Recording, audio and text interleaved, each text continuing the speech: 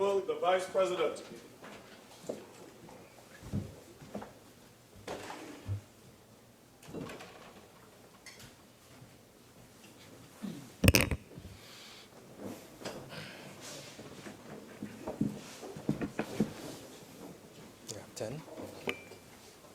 Minister of Agriculture, Land and Fisheries. Thank you very much, Mr. Vice President. And Mr. Vice President, when we took the break, a much needed break, I was making the point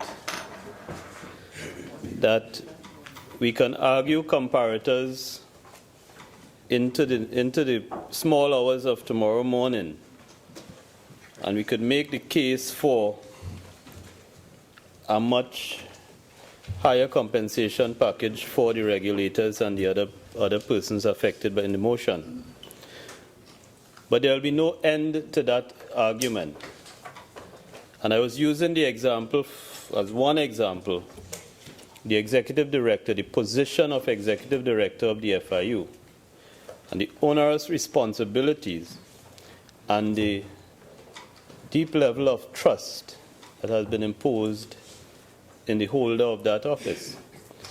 And those factors, I'm sure, there's no value that could be placed on it. And I outlined the economic value of the oversight of the head of the FIU, closing that argument with the point that when you look, for example, at that one category of transactions which were stopped, the average value of a transaction of that nature reported in the 2016 report was over $6 million. From what I've heard so far, Mr. Vice President, from the two previous speakers, essentially, the arguments go way beyond this motion. And I've picked up three particular points. One is that I've heard an argument against Section 11.9 itself. And I've referred to Section 11.9 and the one line which gives the Minister of Finance the responsibility to determine the salaries and allowances to be paid to the regulator and the other office holders. But this motion is not about changing Section 11.9. There may come a day, Mr. Vice President, when upon reflection, we or another group of legislators may wish to prescribe the basis upon which a Minister of Finance determines the salaries and allowances of the office holders. That day may come. It may come in the form of an amendment to 11.9. It may come in the form of regulations which sets out the manner in which the authority under 11.9 is exercised. But today is not that day. This is not a debate for an amendment of 11.9. This debate is in respect of a motion in which the Minister of Finance has properly exercised his authority under existing 11.9. The second point, the second argument I've listened to is an attempt to prescribe in some level of details the manner in which the minister exercises his authority under Section 11.9. And this is not an authority that the minister has imposed upon himself. This is not a whimsical exercise of authority. As I said before, this authority rests in 11.9.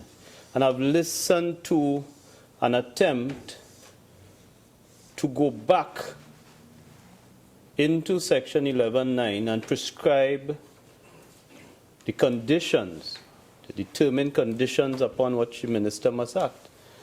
And with all due respect to the previous speakers, I say again, today is not the day for that, and that is not before us today. And the third argument, and I say argument in the loosest possible way, because it came from Senator Mark. What I picked up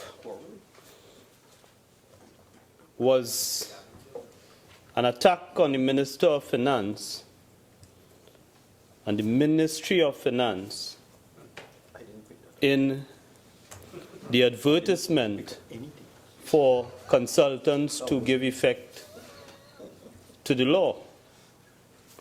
And the Minister of Finance has said that assistance was sought from His Excellency the President. This is true. And Mr. Vice President, we accept that there are limitations in terms of the administrative competence of that particular office. And there may be a day when we are, or legislators are in this House, dealing with that responsibility we've given His Excellency, because it is us.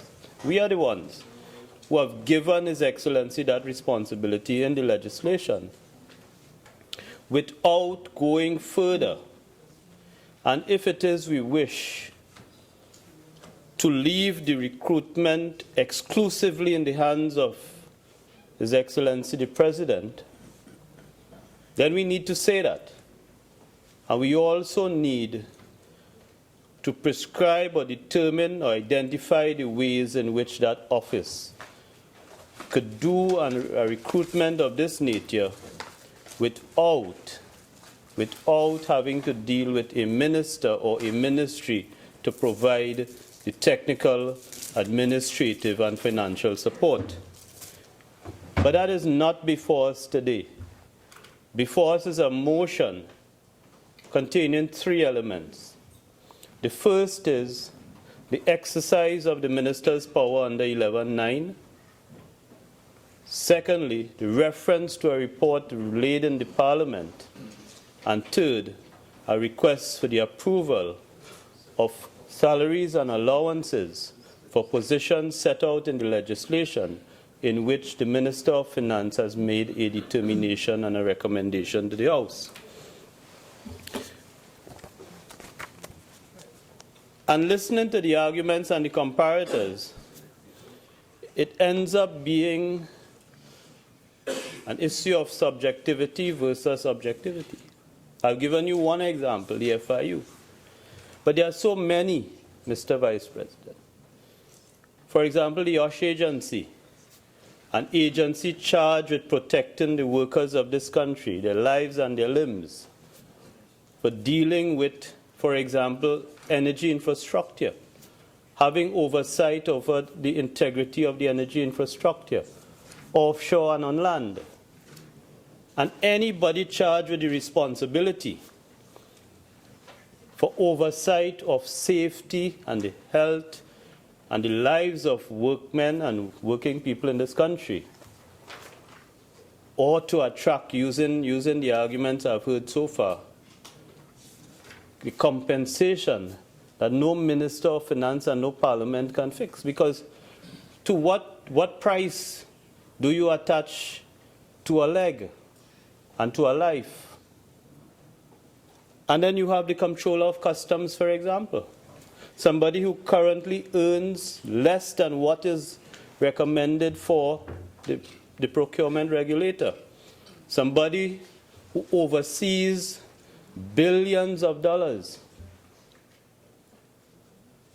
in goods arriving into the country. And for whom an argument could be made that we need to buy the trust of this person and compensate them in a manner that they will never turn a blind eye. And when we go through the chairman of the Board of Inland Revenue, the commissioner of VAT, billions of dollars collected and uncollected, seen and unseen, numerous opportunities to turn a blind eye. And to what price, what is the compensation do we pay to ensure that VAT is collected in the manner that it should be as prescribed by the law? The Commissioner of Valuations, somebody on a daily basis determining the rental price, the lease payments on properties which the state rents. Somebody who would play a significant role in the administration of the property tax. Somebody who deals on a daily basis with billions of dollars in assets. The Commissioner of State Lands. Somebody for whom every parcel of land has a million or a multi-million-dollar value. A medical chief of staff in any one of the nation's hospitals. To what price do we attach a life in one of those hospitals?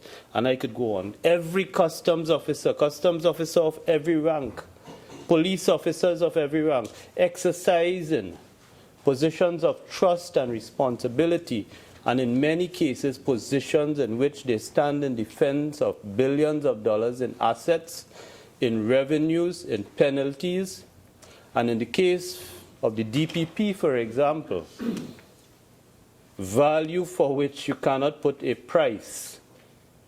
And we never make the argument that the value of the work or the value of what this person presides over ought to be reflected in a particular level of compensation.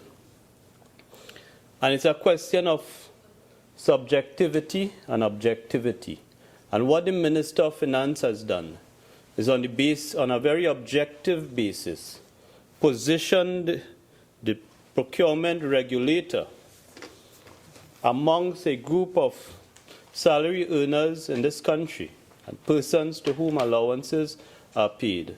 And he is determined on the basis of the power given to him without restriction or prescription in Section 11.9 of the legislation to determine that compensation. And before us, notwithstanding our emotions and the various arguments that we may bring in relation to what the future of this process may look like, the Minister of Finance has exercised his responsibility properly, rooting his motion in Section 11 and advancing first a report and now a request that we approve a compensation package which, Mr. Vice President, will advance the cause of modern procurement legislation in this country and leave only for the people into whose hands this legislation falls to do what is right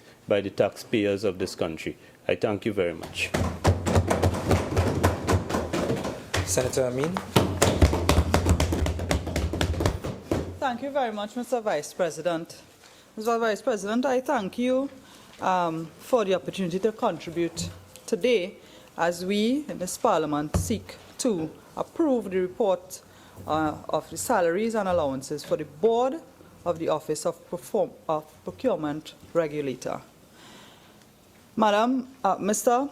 Vice President, I must begin by saying that the former government must be commended for taking the visionary step in 2013 and 2014 to formulate the legislation which is not only based on principles of good governance and accountability, but was done through a very rigorous process, including consultation with the opposition and with all the stakeholders to bring this very efficient, very effective piece of legislation into being.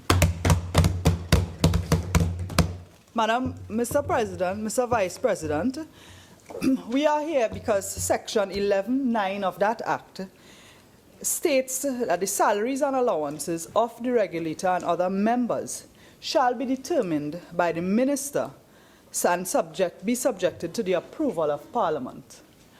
I am happy that there was a part of that it said that it would be subject to the approval of the Parliament, because the Parliament continues to be a check and balance, regardless of which political party is in government. And it is important for us to consider procurement because we must ensure that our citizens get value for money, goods and services that are procured through taxpayers' dollars. And we must not only say we are transparent, we must appear to be transparent at all times. And all of our citizens, all of our stakeholders, whether they are contractors, government agencies, private organizations, or the ordinary citizen, must know and feel that procurement in the state sector is a transparent and fair matter.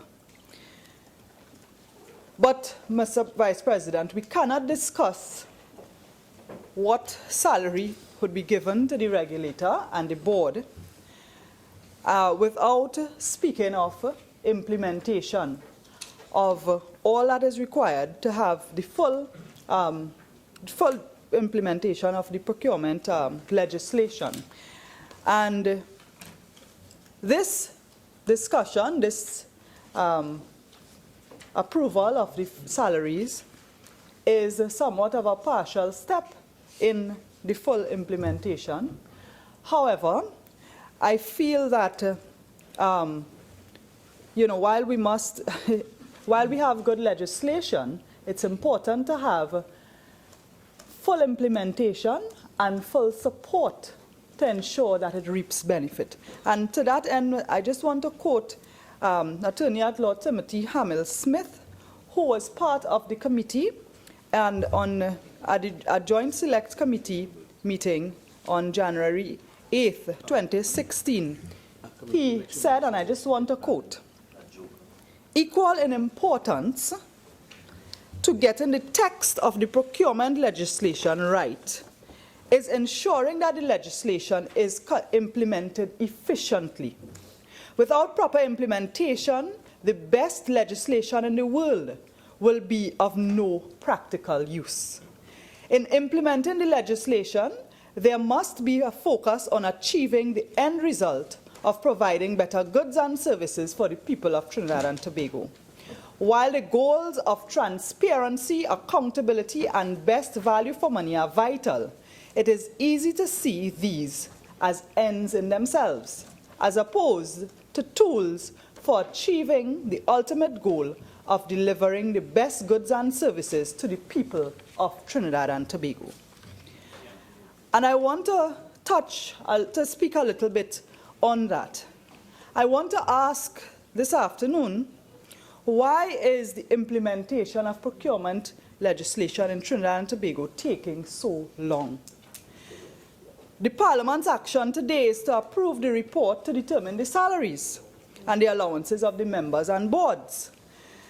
And this, as I said, is a partial move, but there are so many other questions as to establishing the structures that would provide for the full operationalization of the procurement legislation, that Act 1 of 2015.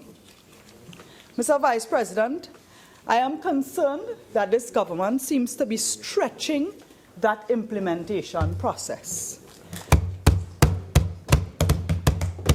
And I just want to reiterate that along the timeline in terms of before we got to today's debate, you had on the 13th of November 2015, the Parliament, the lower house, approved a joint select committee, and the following Friday, the Senate approved the appointment of that joint select committee. That was the Friday, the November the 17th. This was in 2015. In May of 2016, the House of Representatives approved the Joint Select Committee's amendments. We then went to March of 2017, where the Parliament approved the change to the term of office of the regulator. And clearly there are a number of outstanding issues, and this government has been in office for 18 months, and I feel that they really are dragging out this process. Mr. Vice President, I just want to quote the SIRC, which is the Social Issues Research Center, which is an independent, not-for-profit organization based in Oxford in the United Kingdom. And they put a different approach in terms of the 5 principles of good governance. They spoke about commitment to vision, value, and guided by a strategic plan. To date, this government continues to prove that they have no plan. No plan for dealing with crime, no plan for managing the economy, no plan for getting it right. The SIRC spoke of clarity of roles and responsibilities. That too is another matter with a number of incidents in the public domain concerning this government's performance. The SIRC spoke of being focused on human resources.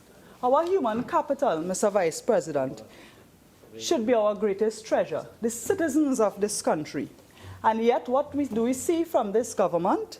Every day, increased unemployment, more workers being sent home, more people being retrenched, and the circumstances and the environment in the country forcing those in the private sector, companies in the private sector, to lay off workers.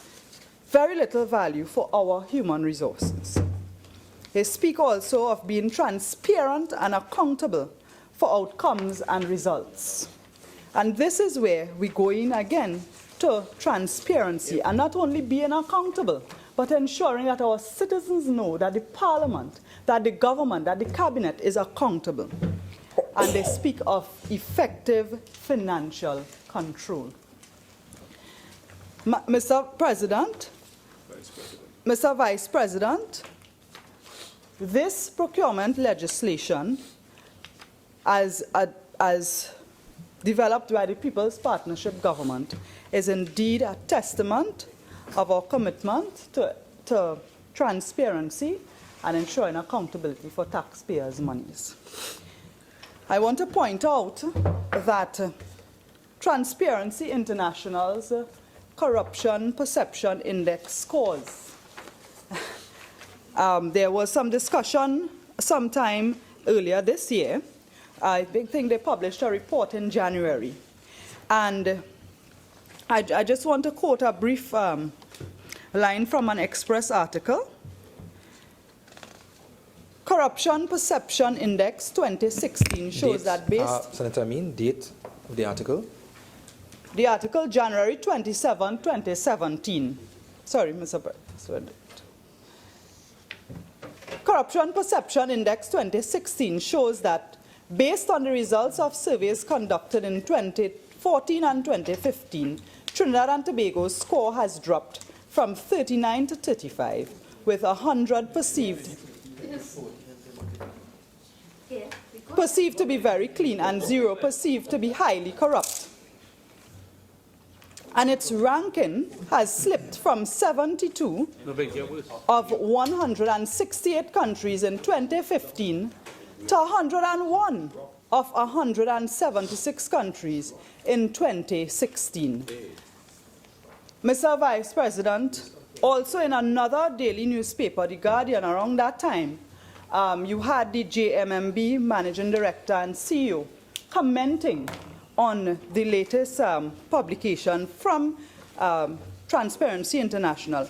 And he said, I quote, he called for good corporate governance in private and in state enterprises. And Senator Small touched on a point I wanted to make, which is that very often wrongdoing goes on, particularly within state enterprises. What nurse doesn't have a hospital sheet in their house? Which government worker doesn't take pencils or stationery for their children? Whatever benefits people see as being part of their benefits to their job, they do it without thinking of accountability and the fact that taxpayers' dollars would have procured these items that they are taking for their own personal benefit. And the culture of seeing nothing wrong with that is exactly what is wrong with that. Mr. Vice President, I want to go back to the fact that this government is dragging its feet to fully implement this legislation. All these delays will cause the current systems that are in place at various institutions to be abused, for want of a better word, because there was a need in the first place based on the failure of those very systems. That is why the procurement legislation came about. And I have to ask the question, is the government using this delay in an effort to benefit from the absence of procurement legislation within various state agencies? These state agencies are issuing contracts. Yes. They are purchasing equipment. They are procuring services of different types. When you have reports of the wives of senior government ministers getting millions of dollars in contracts, I ask myself if a delay in procurement legislation implementation is benefiting the current government. When you have PNM, well-known PNM financiers, whether they are being given a contract to provide a barge or whether they are being given contract to do power washing of stadium, construction of government campuses. Mr. Vice President, you have to ask the question whether this legislation whether the implementation is a delay tactic. You have the situation with TSTT providing a bailout to Massey Communication of $255 million. And we want to talk about principles of good governance. And I am asking, after almost 20 months of being in government, why does this government continue to drag its foot? Now you tell me, is that below? While they boast, we have heard this government. Continue, Senator Ameen. Mr. Vice President, this government is trying to hoodwink the population and the local population as well as international governments and agencies and the international community into thinking that they are committed to this procurement legislation becoming enacted, when they really are just doing things in snippets and dragging their feet.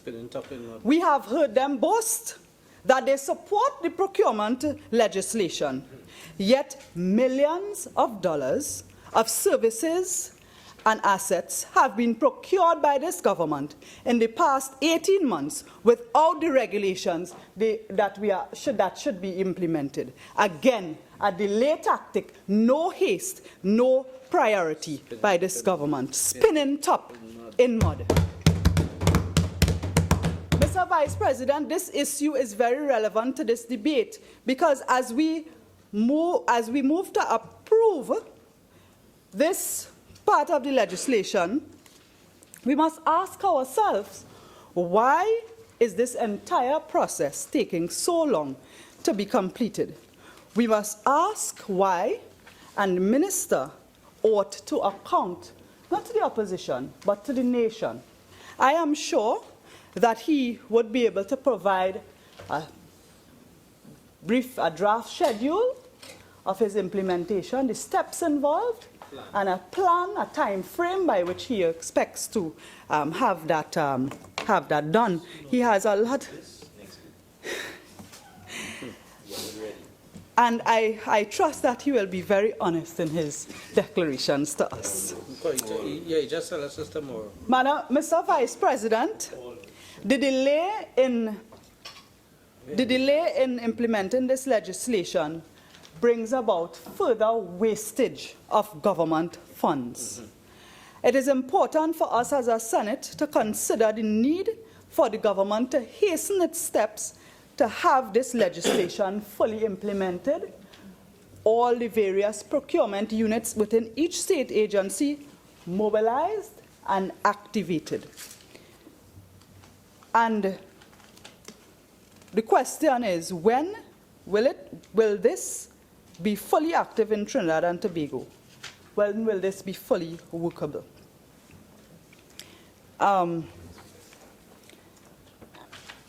There was an article in the Trinidad Guardian, April 20th, 2015. Mr. Raymond Ramcharata, and it is entitled, "A Look at the Procurement Act." He said, the Act seeks to reform the procurement laws of Trinidad and Tobago in keeping with principles of good governance, such as accountability, integrity, transparency, and value for money. Mr. Vice President, I want to reiterate, the key term is that the Act seeks to deliver value for money, a principle that the People's Partnership worked assiduously to ensure that we have value for money for all our citizens. And while the members who have contributed from the other side have indicated that, today we really are only dealing with the approval of the salary, and I am saying that we can't just approve today and not know or not have these questions answered.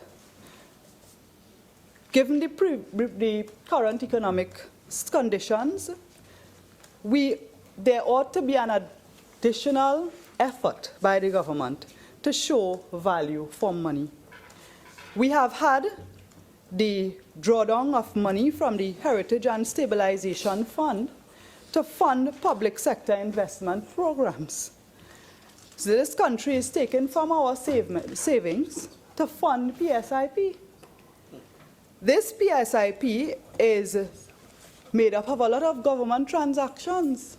You have ministries, you have state agencies going into contracts for construction. You have the purchase of equipment. You have the rental of equipment.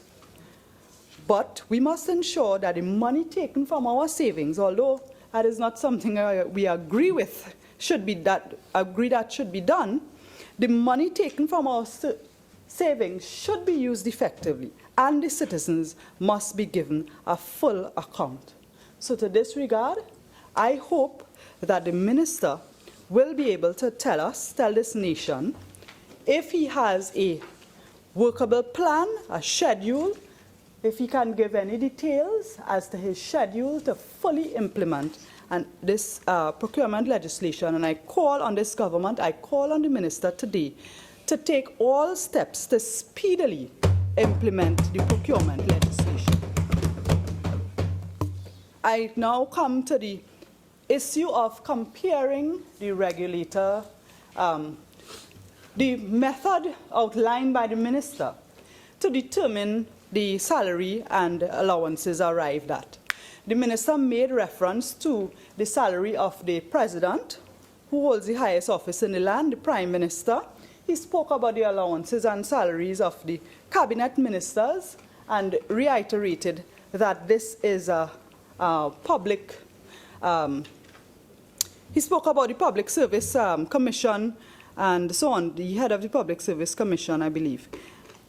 While Mr. President, Mr. Vice President, the Prime Minister is the head of the cabinet and the President is the holder of the highest office, the roles and responsibilities are very different to that of a legislator. And to say that to that of a regulator, not a legislator, to say that a regulator should not get a salary higher than a minister or higher than a president or prime minister would just be going based on your own gut feeling, your own personal opinion. And I'm happy that Senator Small referred to similar situations of individuals in foreign jurisdictions. He spoke about Canada, which I had noted here to mention, where people who are regulators and who operate in similar, at the head of similar bodies, regulatory bodies, their salaries could be more than that of the Prime Minister of that very same country. So to use that as a rationale may be based on your own thinking and not necessarily on best practice. So, Mr. President, I want to say that if that was the method used to calculate, it may have had good intent, it may have been with good intent, but it certainly is, it loses all, it really can't hold water. That explanation, that basket, not holding any water right now. I think it's important, again, to ensure that the salaries are up to par, to ensure that the regulator, the members of the board, the deputy chairman has $13,000. That is the salary of the chairman of a regional corporation, one regional corporation. And I don't know if it increased since I was last there, but it just goes to show that, you know, it really makes you question whether these people will be encouraged to give in to temptation, especially where we operate in a culture where it seems to be normal, as we outlined it in the licensing office, as the minister had indicated, with the licensing office, it seems normal to pay bribes and to be involved in corruption. And these are things that you must ensure that our regulators and our board are not tempted to do. You must be able to attract individuals with the right qualifications and, of course, those who are willing, with the experience as well, but those who are willing to give of themselves to that type of service. And I think all of us in this parliament, on the government, opposition, as well as on the independent bench, agree to that. What does an auditor in the private sector who has similar functions receive in terms of salary and allowances? How do we send this regulator, this procurement regulator, this board that getting that salary to deal with, let's take, for example, the CEO of UDCOT. UDCOT is an agency where a lot of contracts and construction and a lot of procurement takes place. The CEO of UDCOT gets $65,000. You are sending a board whose salary is far less to go and check up on this UDCOT. And we know what has happened in UDCOT over the years. So you also have the general manager of NIPDEC, and I'm using NIPDEC and UDCOT because they do a lot of construction for government. And the general manager of NIPDEC gets $58,250. Again, far more than the $50,000 as recommended by the minister. And I am saying that we must use a professional comparison, professional way of determining. And while Section 11(9) of the Act gives the minister the authority, it does not indicate how he should determine the salary. And I am saying that the minister must be transparent and above board. While it is important for us to develop the best packages to ensure that we attract the best people, we don't want a scenario where the individual believes that he or she is underpaid. You can have people who will take the job and they will let go the work in no time. And you have discontinuity, you have the system itself failing, and you will have good legislation being defeated by poor implementation. On the other hand, I know that in a time of so-called recession, where we have so many job losses, the reception in our society for the approval, for Parliament to give approval to an exorbitant salary and luxurious allowances would perhaps be something that is being considered by the government. But quite frankly, they have done a number of things that has not pleased the population either, and they have not rioted, as the minister said before. You know, but the right thing is the right thing, and it ought to be done. It is. It is really irresponsible to approve a salary range, to approve a figure, a remuneration package without fully drawing reference to the roles and function of the regulator. And we must look at, Mr. Vice President, not the protocol order list of Trinidad and Tobago. To me, that is a poor scale to judge. It is not based on who ranks higher on the protocol listing that they should get a higher salary. We must compare regulators to regulators. We must look in Trinidad and Tobago at the regulators and the regulatory bodies in Trinidad and Tobago and see what their salaries are like. We must look at jurisdictions outside of Trinidad and Tobago where best practices are in place, where their rankings, for instance, in the corruption perception index is not in our bracket, where they are ranked high in terms of good governance, and take an example from them. Comparing apples with oranges. I don't even want to say oranges because oranges are fruits as well. This is comparing apples to rice. So, Mr. Vice President, I think we really ought to have a proper analysis of the functions, and I am saying that the minister, even though the Act says that the minister would determine, I am saying that he's not the minister personally, that he should have a firm, or just the same way as he's recruiting a firm to do the recruitment, which I will come to shortly.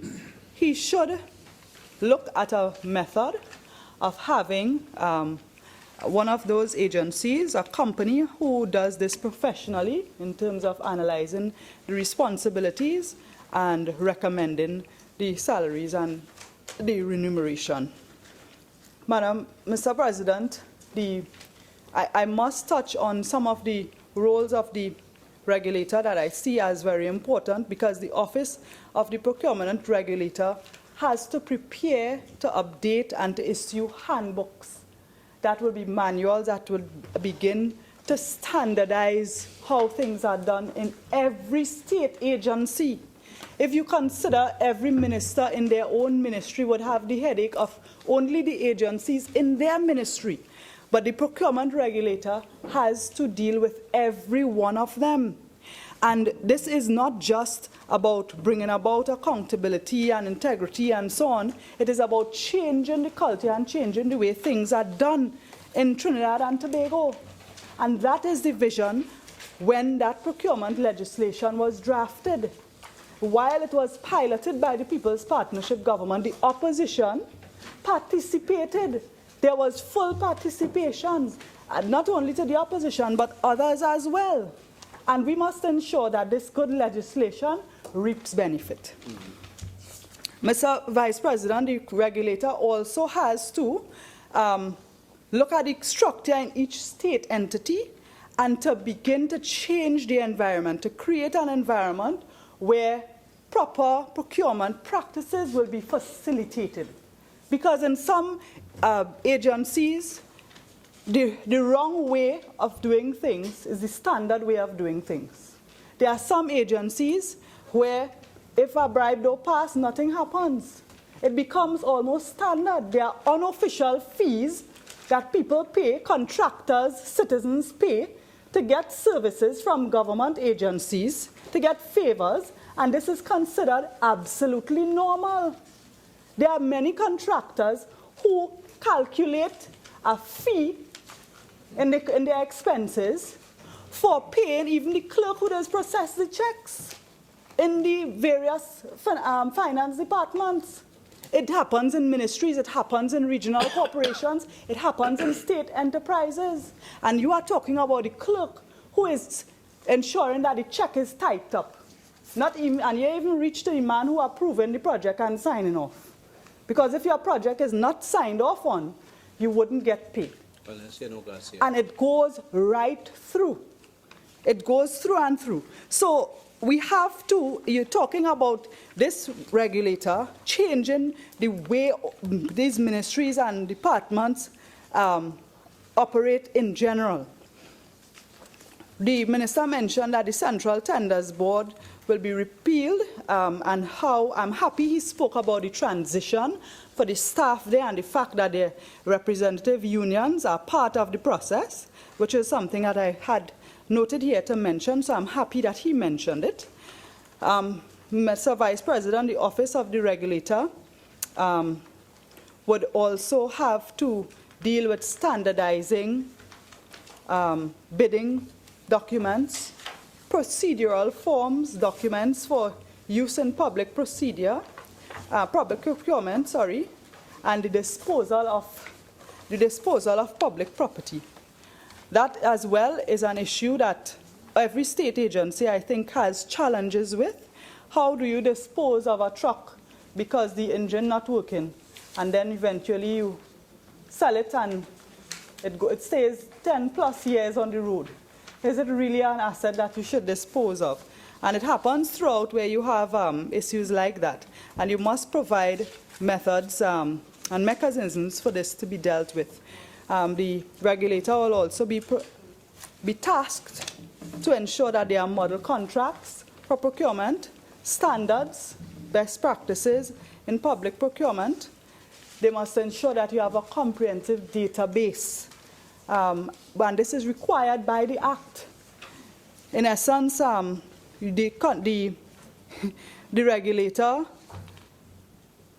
has to be given the support by the state to undertake this, which I think is a really radical change in the reporting process and the things that he needs to carry out in the public sector. The proper analysis for each entity, each state entity, Mr. Vice President, to create proper methods that are required to facilitate proper procurement. And implementation is one, but again, providing the support is very critical. Because if you approve a salary today and you appoint someone and you put them there without the support, without the resources that is required, you will be defeating the legislation. And I have observed that the government has been finding one delay tactic after another, and they seem to be benefiting from this procurement legislation not being fully implemented.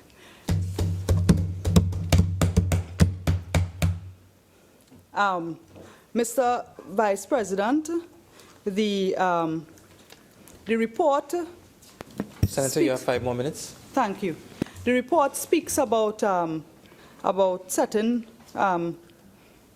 competence levels, certain training standards, certification requirements, and so on. The regulator also must ensure that documents are circulated to all suppliers and contractors, which brings me to an issue that came up earlier with the very procurement of the recruitment, of the regulator.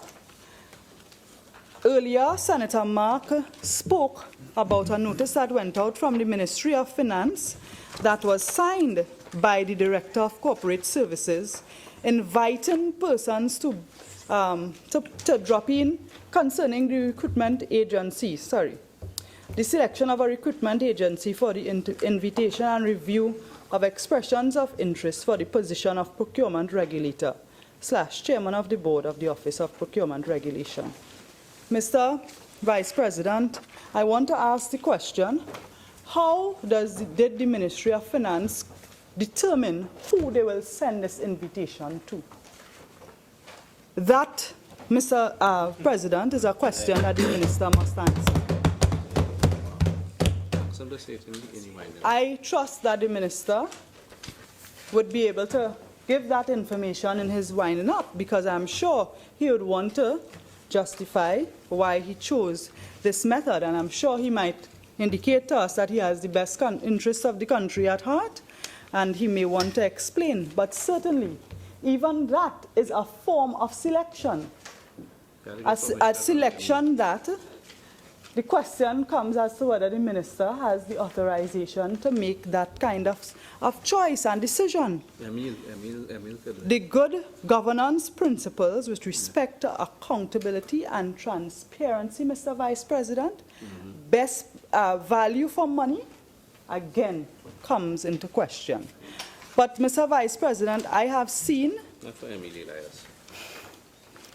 I want to endorse Senator Mark's point that the Ministry of Finance ought to provide the resources, provide the funding for the Office of the President to carry out this recruitment exercise in its entirety and stay hands-off.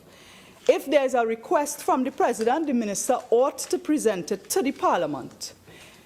If the Minister recognizes that he has no such power, he ought to indicate that to the President and perhaps make, as we have suggested, provide the funding so that the President, the Office of the President, could carry out their duties as required in the law.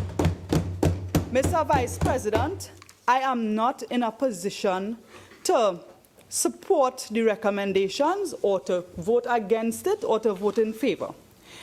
And I'm saying this because I really feel the minister ought to review this and make the recommendations based on a professional analysis of the requirements of the office and the similar regulators in Trinidad and Tobago and other jurisdictions before making a recommendation.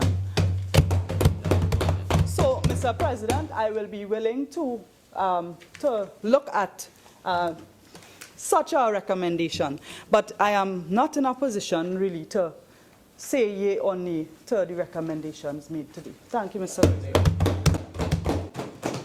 Senator Mahabir. Thank you very much, Mr. Vice President. Mr. Vice President, I shall be very short. Much has been said, and one, of course, does not wish to repeat at nauseam what has gone before. But let me start by reiterating a point Senator Ameen raised earlier, and it refers to the perception of corruption index. In Trinidad and Tobago, we were ranked number 72 in the world in 2015, and in 2016, we moved from 72 to 101. So that when Transparency International undertook its analysis of its group of 170-odd countries, Trinidad was not doing well, and that is just between 2015 and 2016.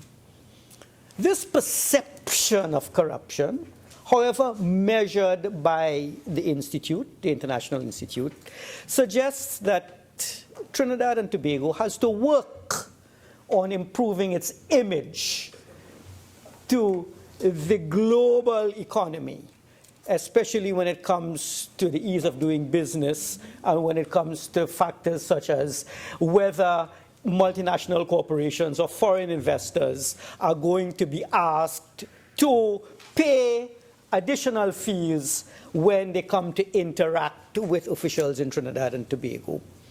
Corruption, of course, we know, takes a number of forms.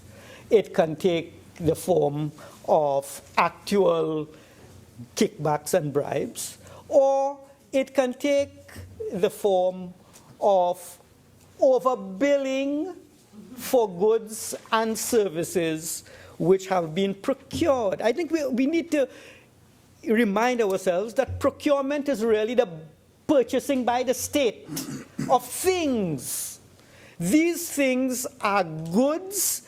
We will procure a range of them, and there are also services, a range of services too, medical services in addition to medicines.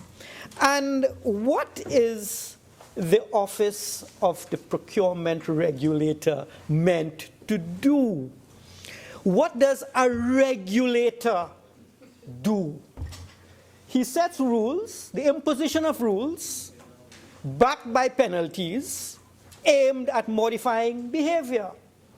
Because there is a view that when we look at the purchasing by various agencies of the state, to the tune of some 20 billion, I'd imagine that only the transfers obligation of the Minister of Finance is greater than the sum total of all goods and services purchased by all arms of the state, including state agencies. And there is, therefore, a need to establish rules and regulations which govern this $20 billion worth of annual purchasing. Why are these rules important? They are important because if they are implemented, then it is likely that the $20 billion that it cost the Minister of Finance to pay for goods and services may cost 19.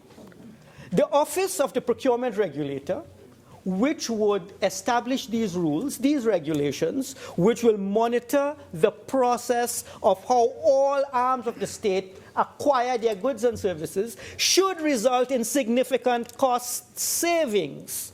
How much, of course, we don't know, but there is that perception that when the government purchases or arms of the state purchase goods and services, they overpay. Two things will happen. You will pay $100 for an item of merchandise which in the competitive marketplace should cost $50.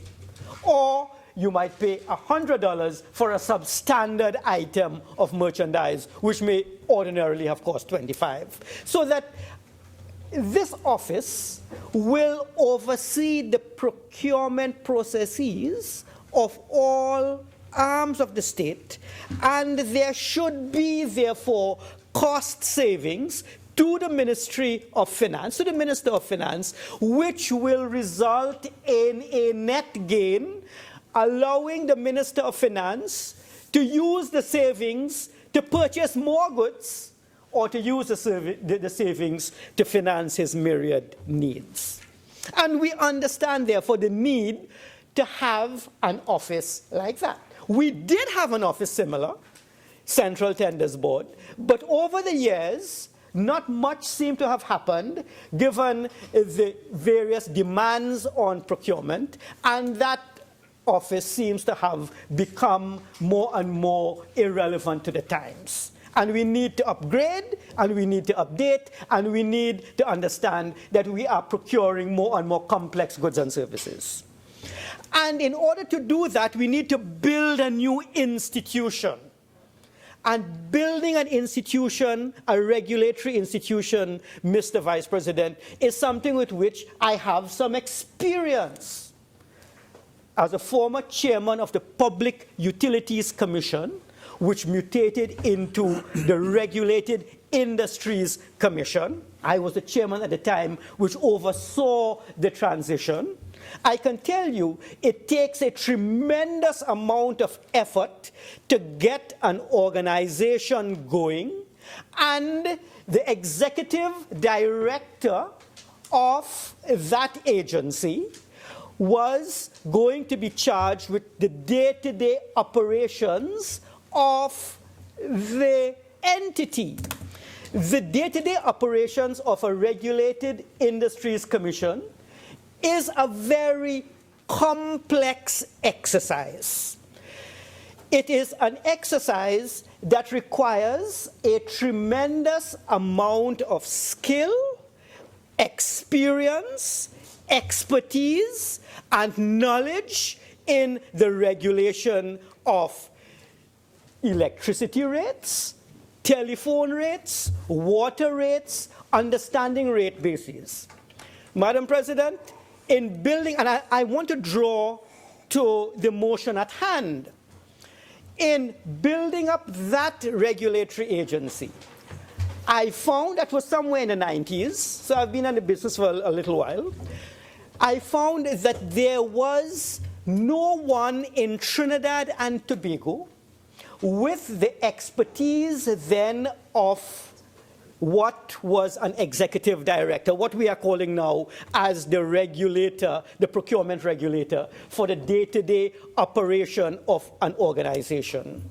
And so expertise was found from an agency known as Ofwat through the good offices of the British High Commission.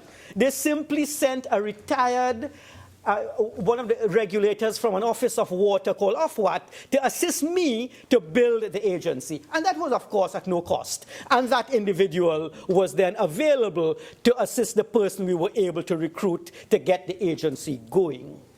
The Office of the Procurement Regulator is going to go through a similar type of teething pain experience.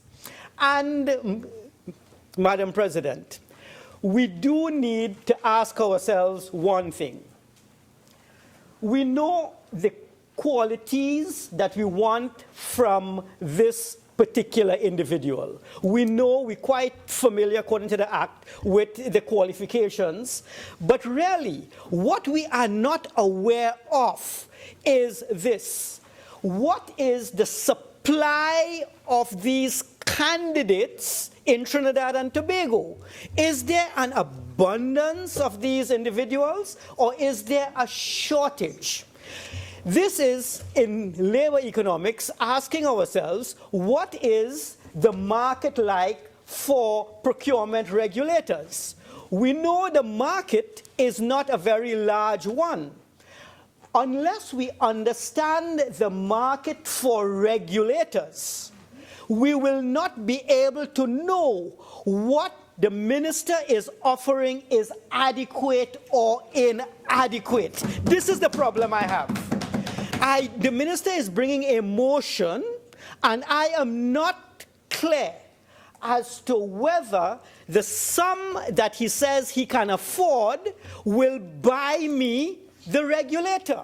The minister has said he can afford this 50,000, but is that going to be the cost, or is it going to be more or less? Senator Small has indicated that from his experience, regulators are going to cost much more. I suspect we may be able to get regulators for less, but unless we undertake a thorough review of what the characteristic is of the person who is best suited for running this organization and building this organization, and we have a profile of this individual, we will not know whether the proposal of the minister is efficient or inefficient. And so I am being asked to approve a motion, and I do not have the background information to justify the minister's proposal.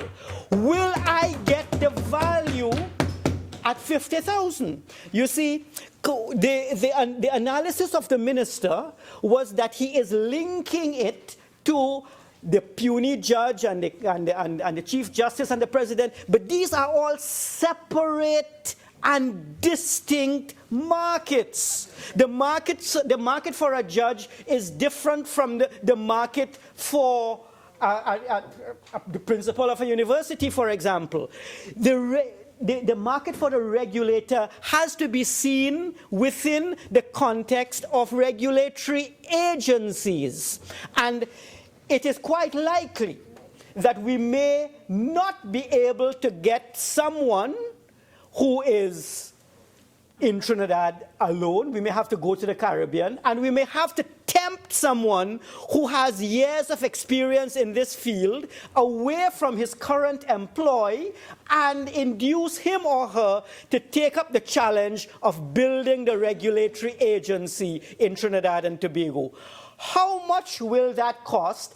I can only know, Madam President, once an agency has done the appropriate recruitment exercise, they have sent out the ads, and they have identified, they have taken individuals with interest. We have seen 20 of them. We have assessed these 20 people, and we have said of the 20, 10 persons seem very, very comfortable with the position that we have, and let us see how much it will take. We interview, and then at a point in the interview, I did all this. I have experience at the PUC. I interviewed, and then I'd ask, so what are you looking at by way of compensation? And the response would be, from a seasoned practitioner, I will accept the market rate. Well, of course, you have to know what the market rate of the regulator is. And when you find out, you may find that the market rate may be radically different from what the minister is proposing. So if I were to accept the motion of the minister, and I say, well, 50,000 is what we are going to pay the person, but we undertake a recruitment exercise and we find that that will not buy me the talent that I want, then I am going to be stuck with somebody who is not ideally suited for improving our corruption index from 101 to hopefully to 51. And that, you see, the minister has brought me a motion without the necessary background research as indicated by Senator Small. We need to get that. And I would recommend, therefore, that we do not bring the cart before the horse, that we send out our ads. I would have liked to see, for example, Madam President, the ads go out, the CVs of some of these people, and then into an interviewing process where a question is asked with respect to compensation, and we are able to then determine we will be able to get a very effective regulator for the salary proposed by the minister. What should lead the minister's motion? Should the minister lead it by his ability to pay, his affordability, or should it be led by the range of talent out there and what the market says they should be paid? So that's a concern I have with respect to setting a fee, and we may or may not be able to get the individual who is best suited for building this critical regulatory agency. And, Madam President, the issue of perception is very important. When transparency indicated that we have moved from 72 to 101 with respect to perception, it is people's views. Whether it is so or not, I cannot say. But when they did their field work, there is a perception, there is a feeling. How do we disabuse citizens in Trinidad and Tobago and in the rest of the world that Trinidad and Tobago is not as corrupt as you think we are? That we need to minimize this perception. Well, the Act number 15, the Procurement Legislation Act, of which, I was together with Senator Small in the previous parliament when it was raised again, issues arose again. So we've been involved with it for quite a while. There was a view that the regulator should be at arm's length from the executive arm of government, that you can never ever have a clear separation, but as far as it is practicable, the regulator should operate at a distance from the agencies that he is regulating. And so it is for this reason there was in the Act this position that the Office of Procurement, the chief regulator then, should be recruited by the Office of His Excellency the President, which is not a part of the executive of Trinidad and Tobago, but it is really considered, according to our Constitution, to be a part of the Parliament. Our Parliament is made up of the Office of the President, the Senate, and the House of Representatives, according to the Constitution. And by having His Excellency the President recruit, the Office of His Excellency recruit this procurement regulator, there was a feeling, I was a part of the legislative process, that the perception that this regulator is going to somehow be captured by the government, by the executive, by the politician, will be minimized. It was important for perception that the regulator be at an arm's length from the executive. We understand the executive pays for everything in Trinidad and Tobago. It pays for the parliament, it pays for the judiciary, but the way we are so constructed, it is yet possible that the office of the procurement regulator, the chief regulator, can in fact, having been recruited by the office of His Excellency the President, will demonstrate to the general population that this regulator is not under the control, real or imagined, by any political party or the government. And it can go some ways to ensuring that the country's perception in that perception index can somehow be improved. So it is important, therefore, when I read the document that it is the Ministry of Finance that went through the process, I think that this is a step in a direction which is not taking us where we want to go. We want to have an objective institution. We need to start it right. We need to staff it right. And we need to build public confidence in Trinidad and Tobago that this particular office finally will eliminate the kinds of malpractices we have seen or we imagine we see in the procurement in the state and the disposal of public goods as well. So my own recommendation is this. I think it is important that the recruitment process itself be undertaken under the auspices of the Office of the President as per the Act.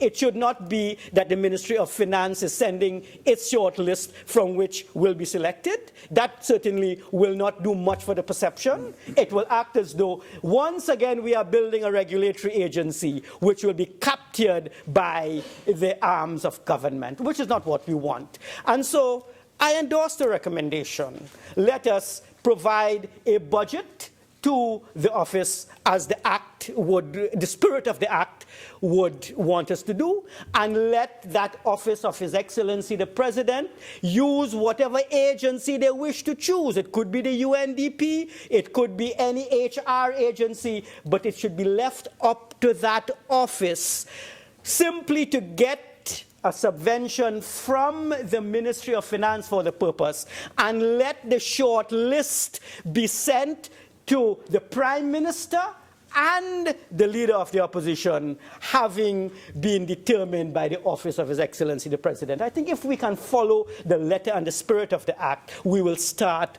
on the right path to getting this particular agency going and functioning and really minimizing the waste. 5% waste seems to be us on the small side. What is the overbilling on the government? I don't know. I myself am eager to see a very effective office which will finally be able to demonstrate to Trinidad and Tobago that if we get procurement fair, then the cost to the taxpayer is going to be minimized. Madam President, the reason I'm focusing on process is this.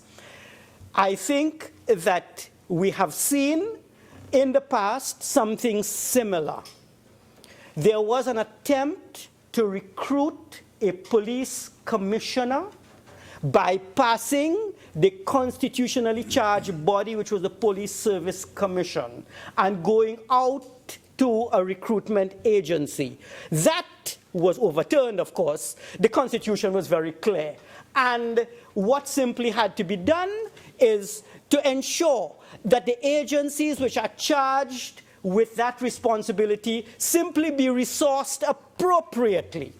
The Police Service Commission needed to be resourced appropriately, and similarly, the Office of the Procurement Regulator and the Chief Procurement Regulator, I am of the firm view, should be recruited by the Office of the President, the Office of His Excellency, as per the Act, and the Ministry of Finance should be immune from this particular process if we are to minimize the perception of corruption. So, Madam President, I think think the ball should go back with respect to procedure to the Office of His Excellency. And second, I really would like to see that notices go out, CVs come in, interviews undertaken. It can be very quick. I was able to do this thing in a few months.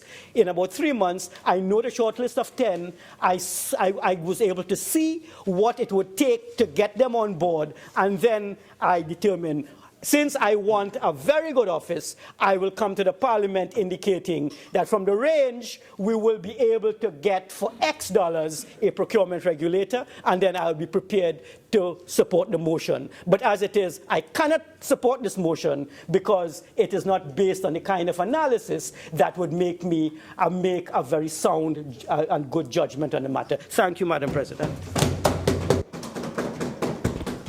Leader of Government Business and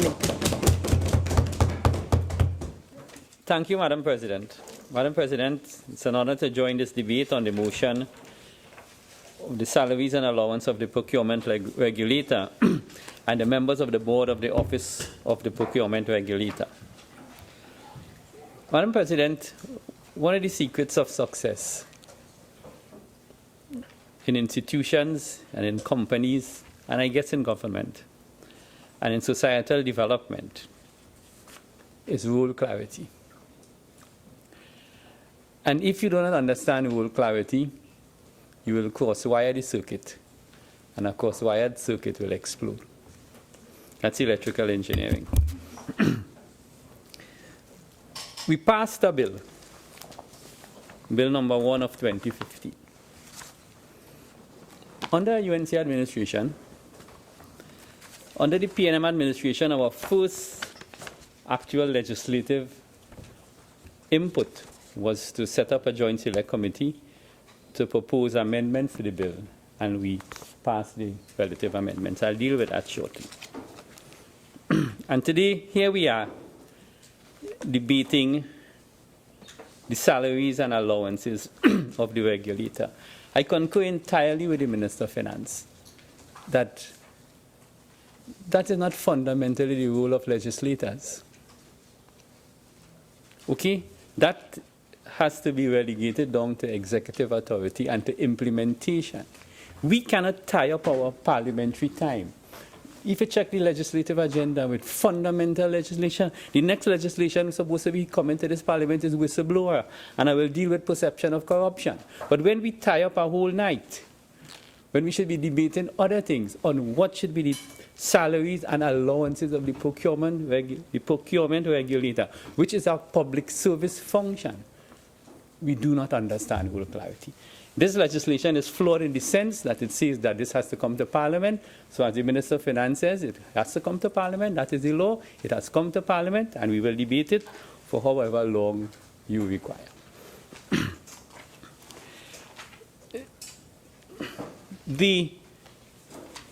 I just want to make the point, Madam President, that there's a fundamental difference between the Central Tenders Board Act and the procurement legislation.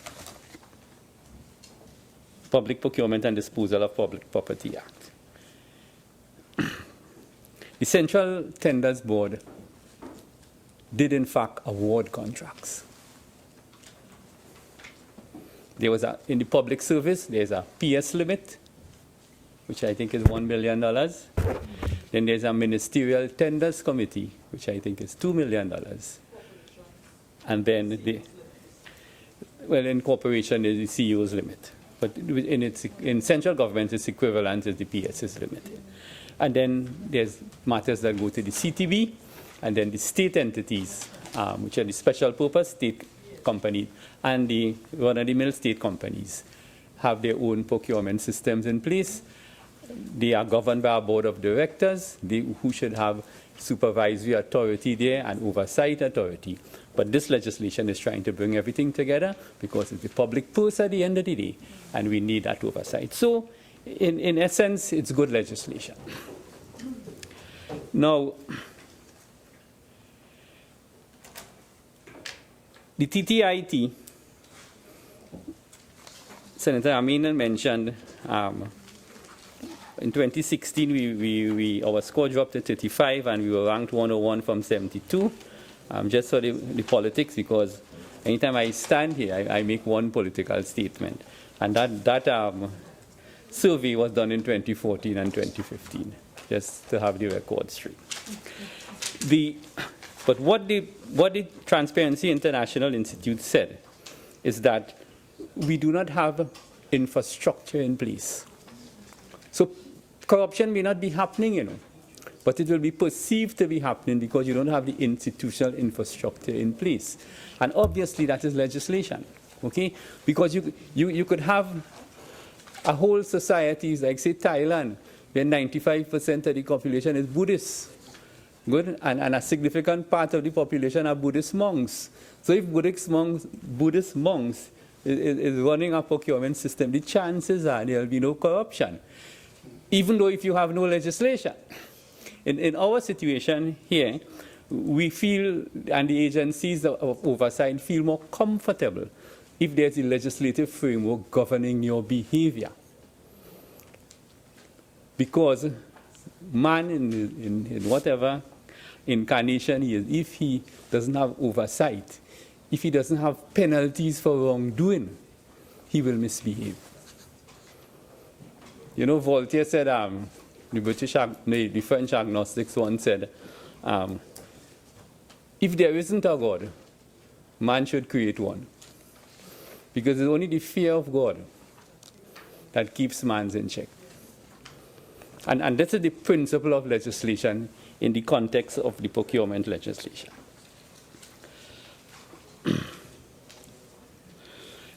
I just want to go on record also as saying the parent legislation was passed in 2015, early 2015, and the amendments did in fact made two fundamental changes which adds to the transparency of the legislation. The first is the establishment of the Public Procurement Review Board. Now that is fundamental, because outside of that, even though you could have gone to the procurement regulator to adjudicate on a matter of a grievance, if you didn't like what the procurement regulator adjudicated on, your recourse was the court. And we know the system of the court as we speak, how long it takes and how expensive it is to get justice.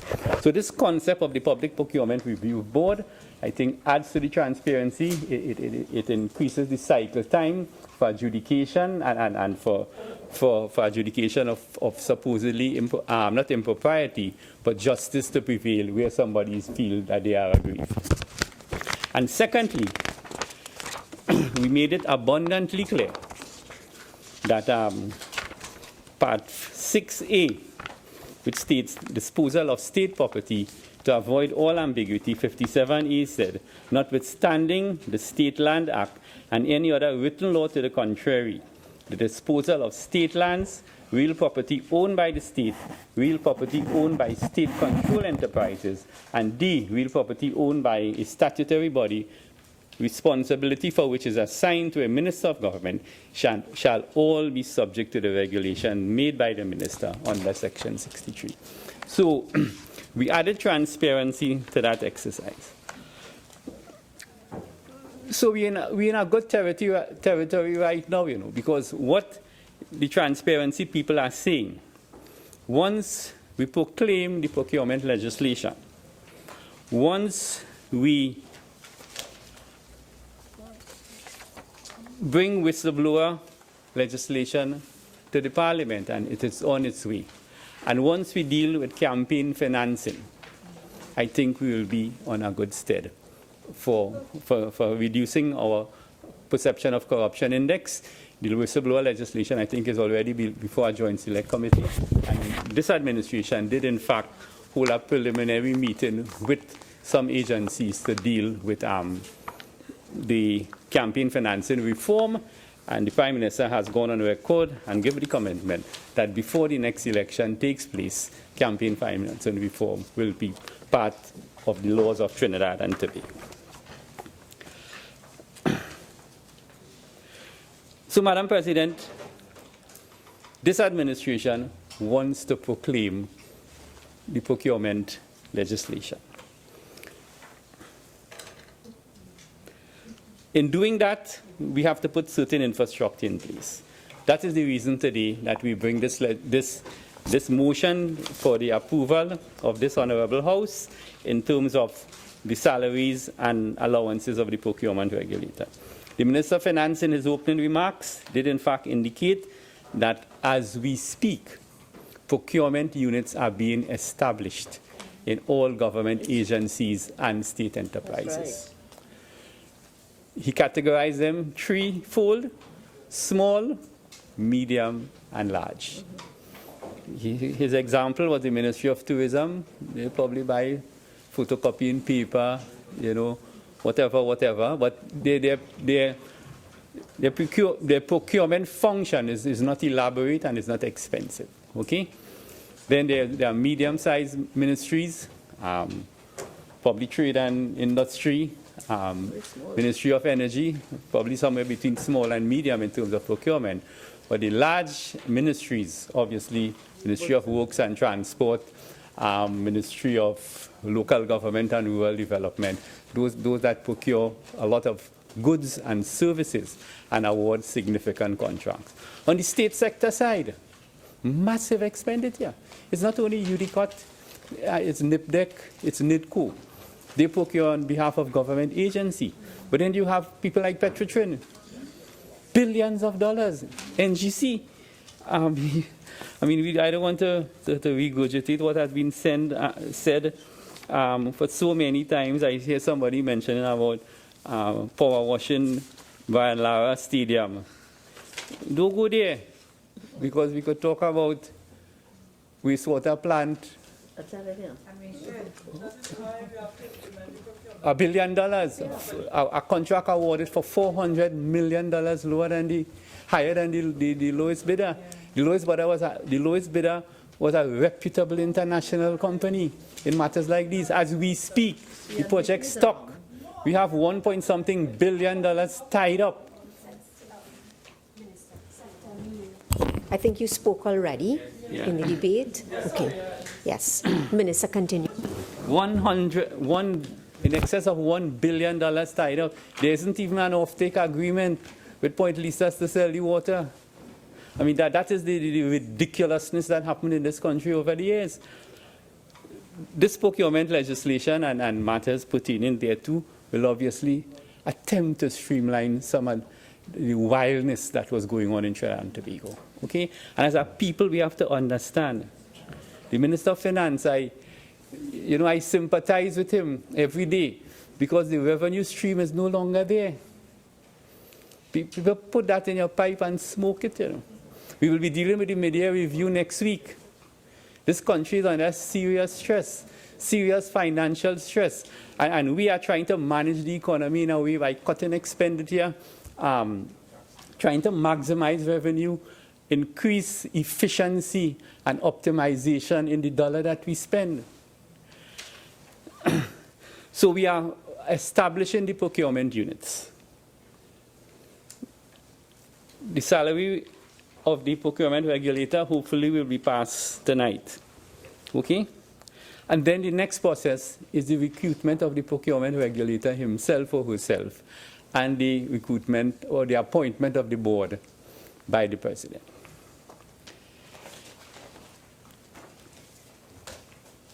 Senator Rambharat mentioned it, and I just want to repeat what he said. His Excellency asked for the Minister of Finance for some assistance. The Minister of Finance is not recruiting the agency that will be charged with the recruiting of the procurement regulator. They will not be making the shortlist for him. All he is doing is sourcing the firm that will do the recruitment. And the firm that will be doing the recruitment will report directly to His Excellency, and His Excellency will get the shortlist. He will do what he has to do, that given him under the Act the powers to appoint the procurement regulator, and the board is appointed at his own discretion in consultation with the Prime Minister and the Leader of the Opposition. And let me just make my typical controversial remark. because there's a tendency that is creeping into this parliament that independence means solamente the office of the president. There are three arms of government: the legislature, the executive, and the judiciary. The Queen of England has absolutely no executive authority. This throne speech she reads at the opening of the parliament is written for her by the Prime Minister. That was a monarchy, you know. From the days of Oliver Cromwell, it collapsed, and then they've reached where they are today. That the parliament and the executive has the authority. The Queen has none. We have modeled ourselves through the Governor General and now the President. And there is this tendency that the executive mustn't do anything. And for it to be transparent, it must be appointed by the President. We cannot go that way because the executive is accountable. Because when the executive is accountable, check how America operates. The President has the power to implement executive orders. And on the legislature, the only thing the President cannot do is to declare war, which has to be approved by Congress. Other than that, he has executive authority. And the legislature, or the Congress and the Senate passes the laws.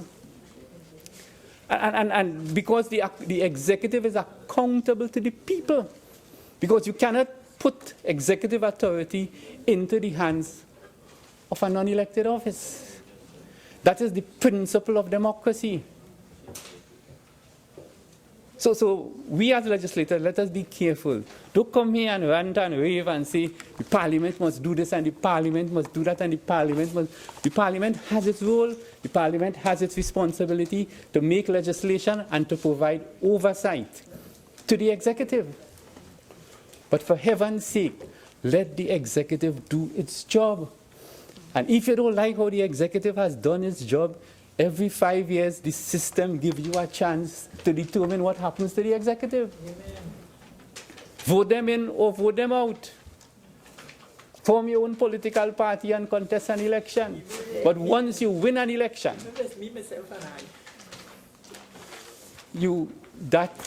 the process of winning an election gives you the right of executive authority to run the land for 5 years. Okay?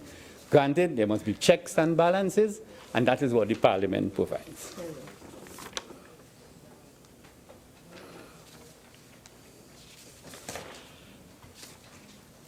Madam President, let me deal with my good friend, Senator Small.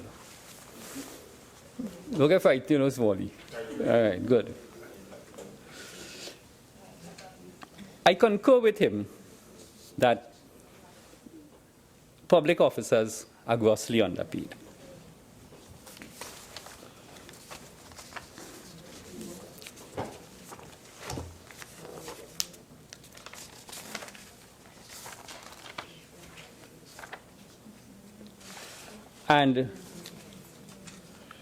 But it's a system we trapped in. And how do we break the mold is really the challenge of governance that this society faces. Okay? I can deal with my next radical point, you know, the role of the Service Commission, but I will leave that for a while. But I'll tell you something. Do you know, through you, Madam President, who is the highest paid leader in the world? The highest paid leader in the world, not how much money they have, you know, the highest paid salary leader in the world. Singapore. The Prime Minister of Singapore. Yeah. And in Singapore, the public service pays higher salary than the private sector. For a reason. And people migrate from the private sector to the public service. Your prize ambition as a young professional is one day to work in the public sector. I mean, Singapore is in a league by themselves. The second highest paid leader in the world is the Prime Minister of Hong Kong. Again, modeled along the same lines as Singapore. And then we go down to the President of the United States, and Prime Minister of England and what have you, what have you. But we here have been locked into a paradigm of fairly low remuneration package for public officers. That has to do with the whole structure of the Service Commission in the early days, has to do at a higher level with the Salaries Review Commission and how they treat remuneration, okay? And the whole issue of parity. Because while Senator Small made some very interesting points, the point that he would miss is that if you go too much higher than the norm, there's something called parity. There's something called parity, okay? And then how do you justify in the context of parity, how you can take a procurement regulator, pay them $250,000 a month, and then jobs that equivalent, with some level of equivalency that Senator Rambharat so eloquently articulated this evening. How do we deal with it? So, as I said, to break that mold is a big challenge, but it is my concerted opinion that the package that is being offered to the procurement regulator is reasonable. It is fair by public service standard, and it still is in the top percentile of the public service remuneration packages that exist.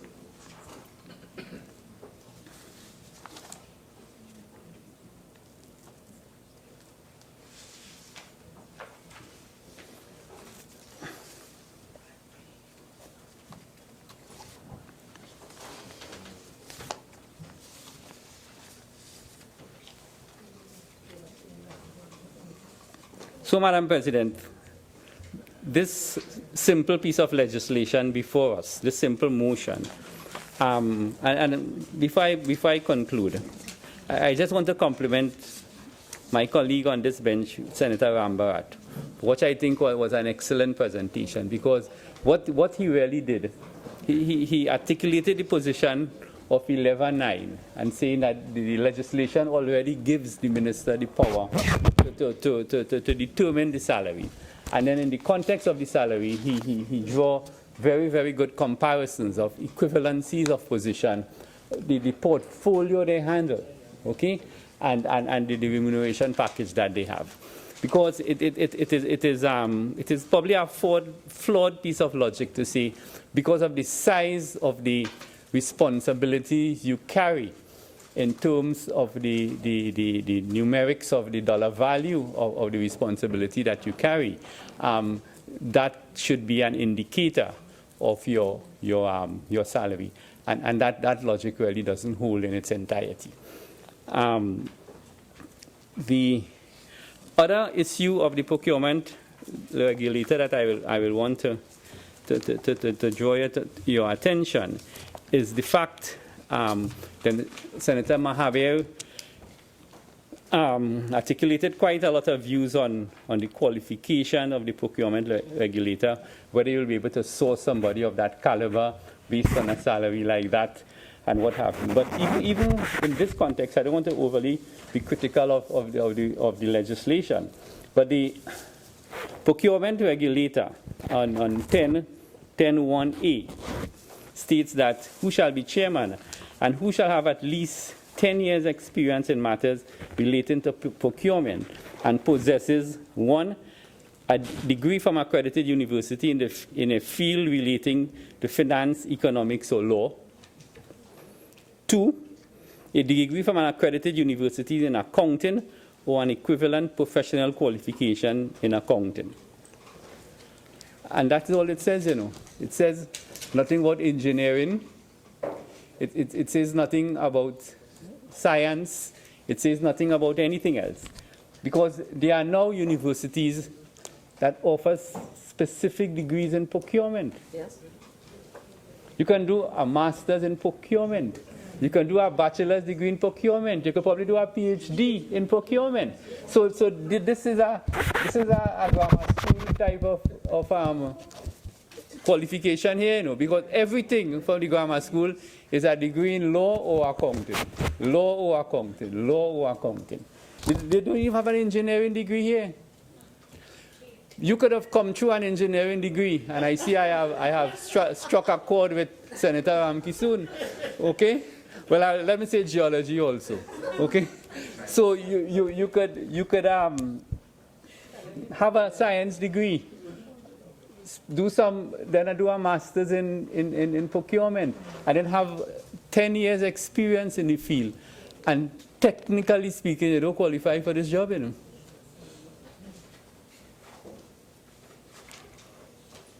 And that is really the true skill sets that you need, because most of the bigger contracts are engineering based. Say, for instance, Senator Ramdeen's fees, which will qualify for laws. But outside of that, most of the big contracts are engineering based. Either construction, is either process plant and equipment, the refinery upgrade, the gas optimization plants in Pointe-à-Pied, the ultra-low sulfur diesel plant. All these are billion-dollar contracts based in process engineering, based in civil engineering, based in chemical engineering. So, but this is the legislation we have. With the passage of time, there will be revisions. But I want to appeal to this Honorable House and this government is serious about proclaiming the legislation.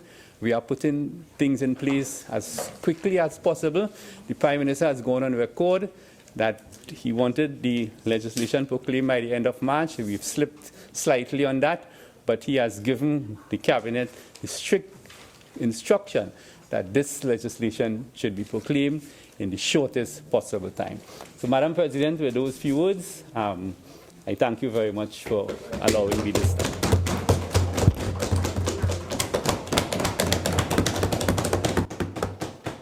Madam President, good afternoon, and it is an honor to join this debate that has been presented by the Minister of Finance to approve the report on the determination of salaries and allowances of members of the board of the Office of Procurement Regulator. And Madam President, in preparing my presentation this afternoon, I want to direct a bit of Jamaican patois to the Minister of Finance that was very popular when I was in college some time ago, and it is to take this motion and wheel and come again. Because when I present this afternoon, Madam President, as a senator, we took an oath to uphold the Constitution and the law, and no technicality about what is covered by the motion or what is not covered by the motion is going to prevent these members on this side from discharging that responsibility. And having heard the Minister of Finance this afternoon, there is much wrong with what is presented before us. Now, I want to deal with one issue straight away, Madam President, that was raised by the Leader of Government Business in comparing the Leader of Singapore and the Leader of Hong Kong with what transpires in Trinidad. We are in Trinidad. We are not in Hong Kong, and we are not in Singapore. Now, when the Leader of Government, when the Minister of Finance presented this matter in the other place, at a very wee hour of the morning, we got a history in the meaning of hypocrites and a history in the meaning of dissembler. And I want to join in that conversation this afternoon and say, if ever there was any action that could be described as hypocritical, it is the actions of the PNM with respect to the procurement legislation.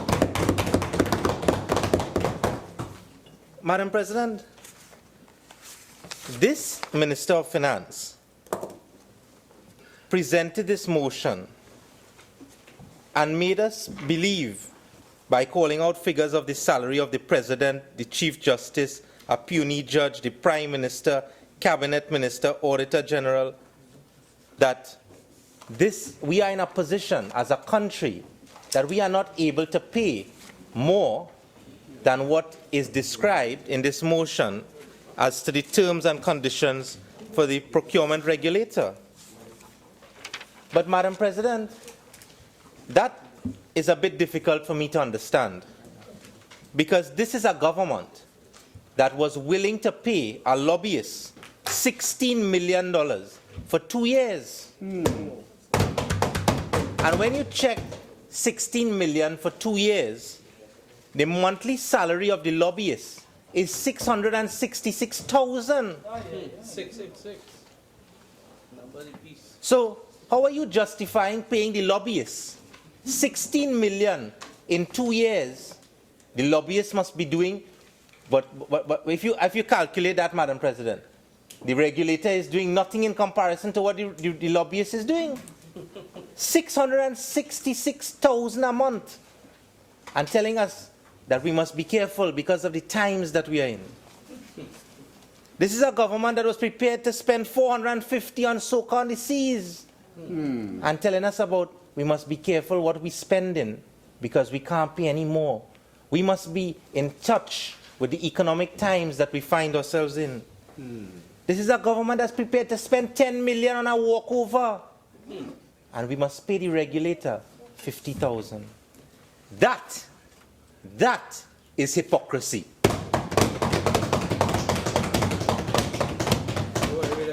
But you see, Madam President, this government suffers from one ailment, and it is called honesty and trust.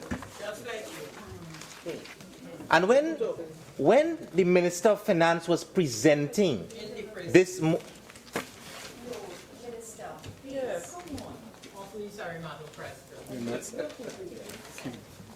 Madam President, when this Minister of Finance was presenting this motion this afternoon, I'm not only going to say I will stand corrected by the Hansard, but I heard the Minister of Finance say that the Ministry of Finance was simply recruiting a firm.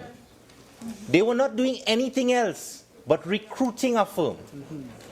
That is what I heard. But, Madam President, I want to quote the Minister of Finance in presenting this matter in the other place. When the Minister of Finance on the 6th, last week Friday, on the 6th of May 2017 said this. Saturday, as I indicated previously, the President is empowered under Section 10. Senator Ramdeen. Sorry. Could you have a seat? Sorry. Yes. You are making reference to what has taken place in the other place, and that is allowed. But don't go into debating. No. Okay? No. Yes, so you understand the distinction. Okay. I accept Madam President's ruling. Yes, Madam President, I want to make it clear. I'm on the very simple point of what the Minister said today in relation to the very narrow issue of what is the role of the Ministry of Finance. The Minister said today that the Ministry of Finance was simply selecting a firm. And what concerns me, Madam President, is to just get at the truth of what is the role of the Ministry of Finance in this process. Because this is what the Minister of Finance said in the other place. The President has requested the assistance of the Ministry of Finance, as he did in the past, under the previous administration, and we have a team at the Ministry, as was the case in the past, who are assisting His Excellency to build a pool of suitably qualified and experienced candidates from which he may move forward to make his selection. Now, Madam President, this really is a very important point, because it borders and it touches and concerns the legality of this process. And I will get to why. This is the most important thing that the Minister of Finance said. We are hopeful that we can present His Excellency with at least 10 suitable candidates, ranked in order of merit, for him to exercise his discretion. And we would not, of course, be telling him who he should select. That is a matter entirely for the discretion of the President. Now, Madam President, it cannot be right that the Minister of Finance is telling the Parliament that in one place he's saying we are selecting the people, ranking them, and sending them to the President. And in this place today, we hear that the Minister of Finance is saying, we are not doing that. We are simply selecting a firm and the President will do everything thereafter. So we don't know where the truth lies. And you see, it doesn't stop there, Madam President.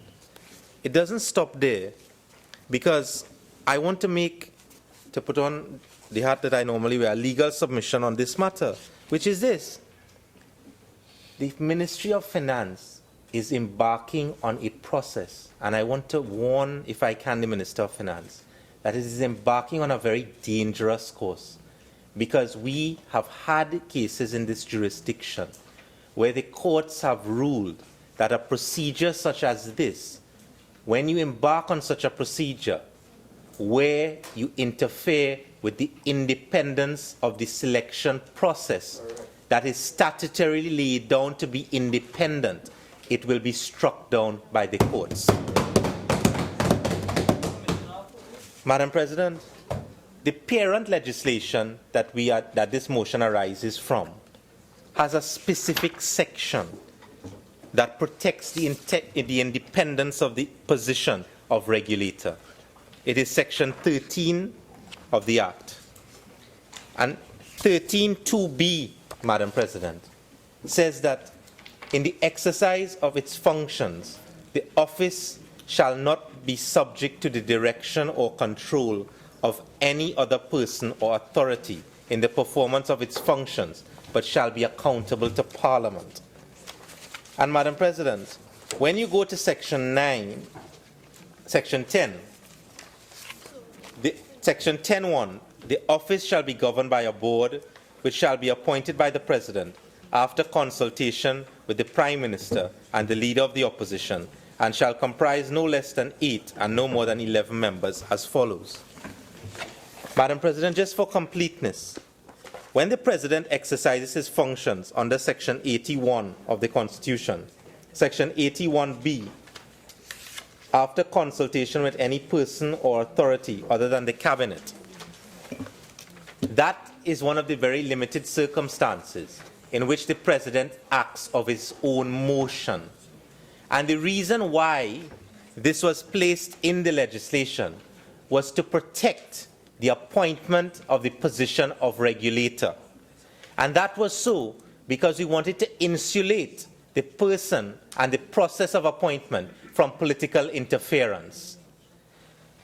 Madam President, there have been 3 very recognized decisions, 2 of the Privy Council, that has warned the executive in the way in which they exercise this power. But the most recent of those decisions, Madam President, is one that should be very familiar to this PNM government, because it was a decision of the High Court that struck down the 2 orders of the Parliament that sought to appoint a Commissioner of Police.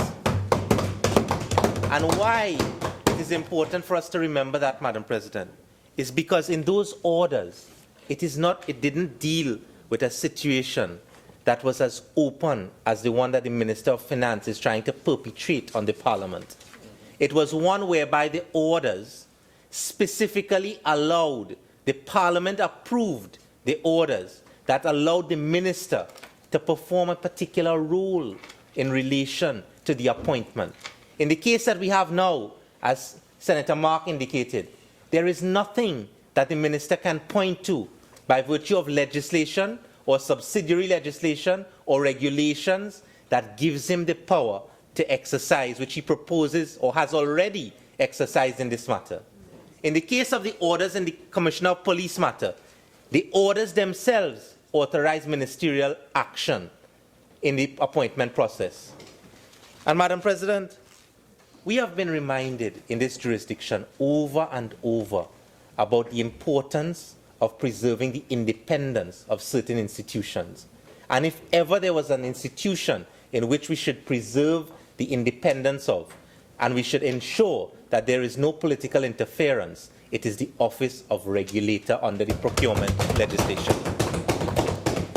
And Madam President, for the education of the public, we have had this situation occurring in 1982 in Endell Thomas. We had it in 2006 in Cooper and Balbosa. where the cabinet was told after 60 years of doing the wrong thing, they were told they could not set the examinations. And now, this government, in 2016, the said government that brought similar orders that was struck down is coming again to interfere with the selection process in the procurement legislation.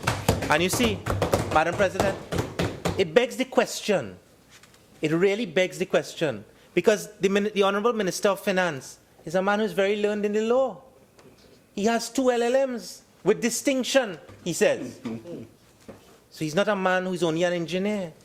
And you see, the Minister of Finance is a very intelligent man, a very, perhaps the most intelligent on that side.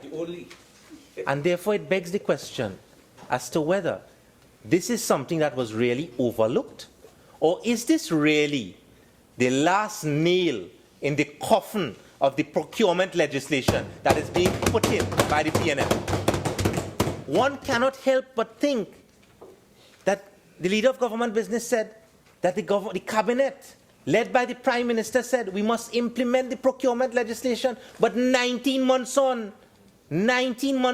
we can't appoint the regulator. We now debating whether what his salary, his terms and conditions are. And I will get to that.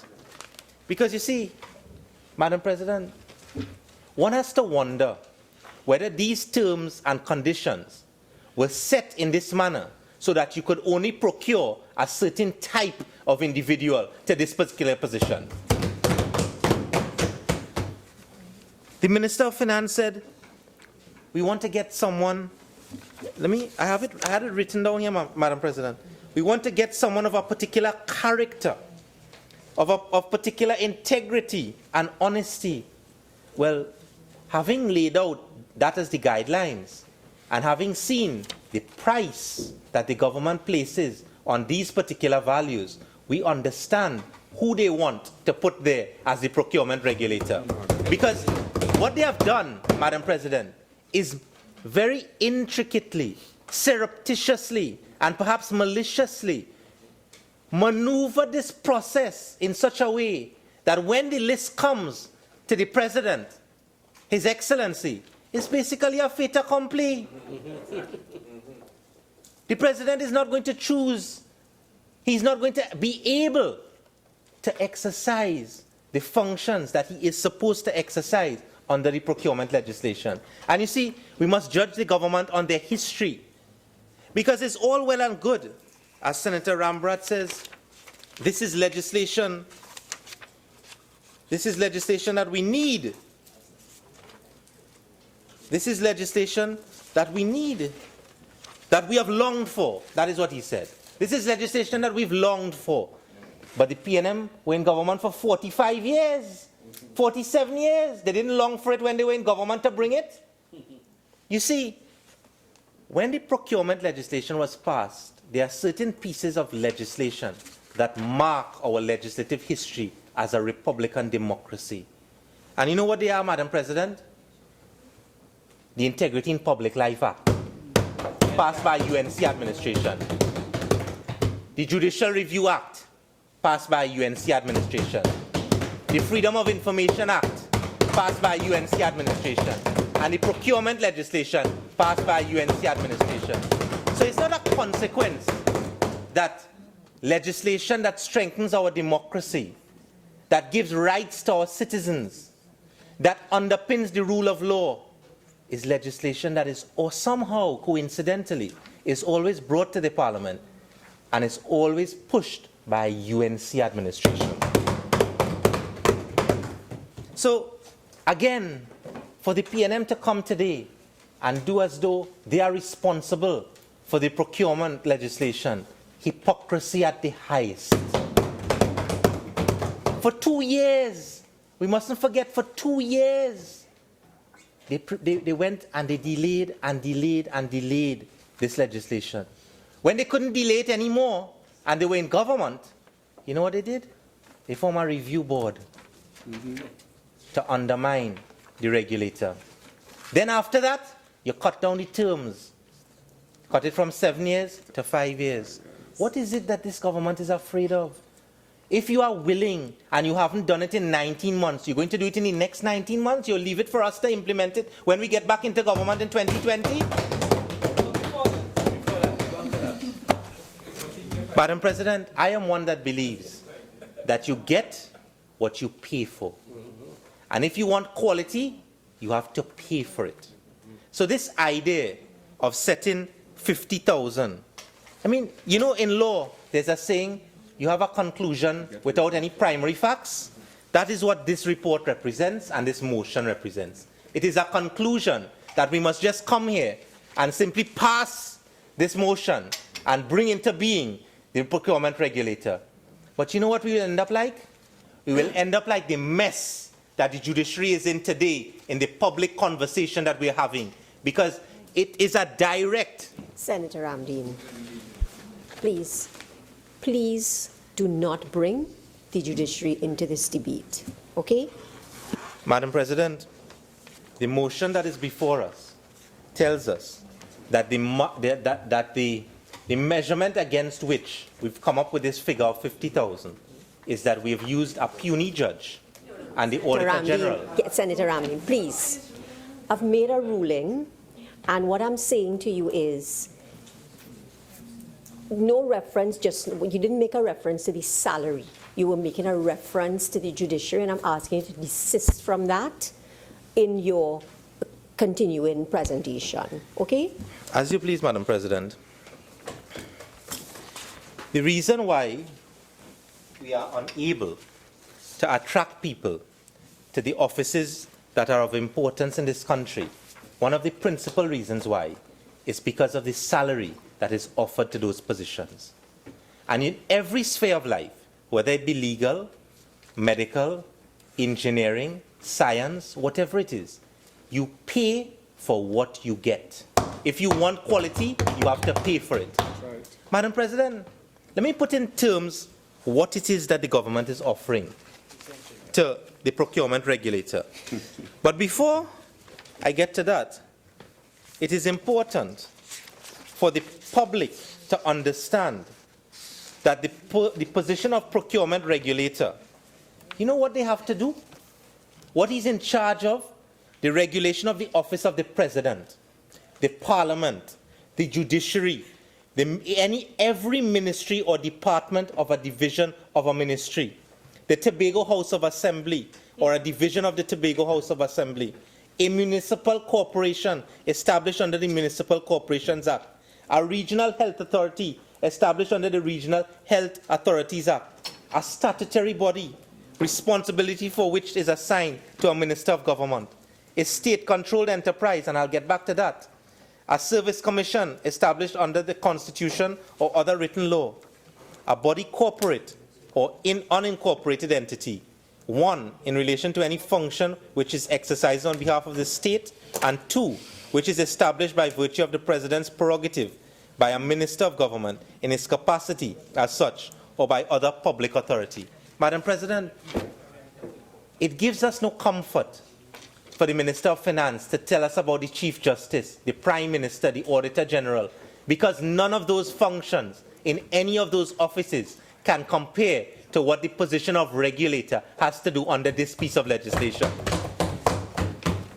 And the motion itself sets out at page 6 what are the functions of the office. Many of the senators who have come before me, Madam President, have gone into them. But, Madam President, let us put this into reality. Without us being given any material by the Minister of Finance so that we could understand, in terms of human resource, what a person who does this type of function would be able to attract as a proper salary.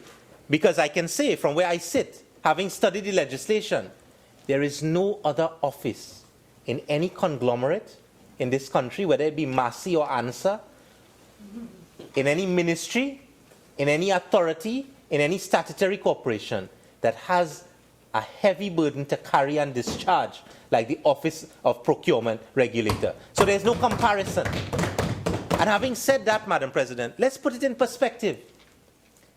What this government is offering an advertisement, locally, regionally, and internationally, is a salary of $6,000, 7,000 US dollars, 7,000 US a month, and for the deputy chairman and the members, 2,000 US a month to perform this kind of function. And you expect to attract who? What quality of person do you expect to attract for that kind of salary? And therefore you have to ask the question, has it been put at that figure because you are already have an intention to attract only a particular class of person? And when I say class of person, I mean in terms of qualification, so that at the end of the day, we may end up in a debate right here wondering what is happening with the procurement regulation. Because, Madam President, this procurement regulation, this procurement act was preceded by the Central Tenders Board, you know. Let us not forget that.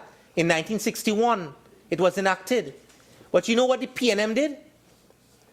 In order to defeat the provisions of the Central Tenders Board, it was the policy of the PNM to set up state special purpose state enterprises throughout the country, under every ministry. You have Ministry of Sport. I wonder if anybody ever went in the office that the Ministry of Sport and the minister sits in when they used to rent a building on Abercrombie Street, Lower Abercrombie Street. It was in shambles. And when you go on the top of Henry Street, you should see what the sport company was doing. You should see the difference in what the special purpose state enterprises were getting and what the government ministers had to suffer in. And you know what that was? That was a creation of the PNM to beat the Central Tenders Board. And you see what this motion represents? This motion represents a creation of the PNM to beat the policy of the procurement legislation, to get someone there who will be able to implement properly the aims and objectives of this particular piece of legislation. And Madam President, if one were to go to the Express today, an article written by Ms. Anna Ramdas, and this article seeks to get the views of the former head of the public service, Mr. Reginald Dumas, on this particular issue. Mr. Reg, the page. You have the page there? Today's papers. You have the page? Today's papers. What page? What page?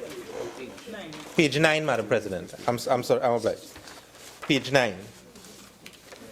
And Madam President, I don't think anyone would question the views of Reginald Dumas. Yesterday, in the Judicial Committee of the Privy Council, he was upheld as a citizen who was fighting to uphold the rule of law. The Court of Appeal in Trinidad said he was somebody who demonstrated civic republicanism, something that's very strange to those on that side. Good governance. A man who... So, let me put on the Hansard what the former head of the public service had to say about this. He's a man who's much more experienced than me in this field. So let's hear what he had to say. Given the importance, Madam President, perhaps there are others who would like to contribute and more eager than myself. I don't know. Dumas said... Check the person for it. You can check in the person just now. I don't want to be unkind, so I'll continue. Dumas said, given the importance of the post, referring to the post of regulator. Please, can I listen to Senator Ramdeen? Those who do not wish to hear him, you can leave the chamber. And if you continue, I may ask you to leave the chamber. Continue, Senator Ramdeen. Thank you for your protection, Madam President.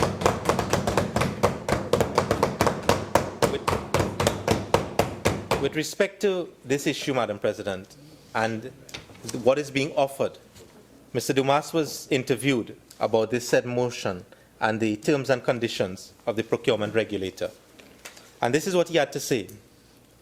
It is an extremely important post, especially when the leakage and corruption comes essentially through procurement, through contracts and so on, where people can slap all kinds of fees and percentages on, a matter referred to by the leader of the independent bench. That person who has to supervise all of that not only has to be a person of great intelligence, not only a person who has the proper professional background, but above all, a person of great integrity and courage, because that person will have to be resisting all kinds of inducements to misbehave. And I do not think that 50,000 a month plus perks amounting to 85,000, and worst, the amount of deputies being offered, I don't think those are sufficient, he said.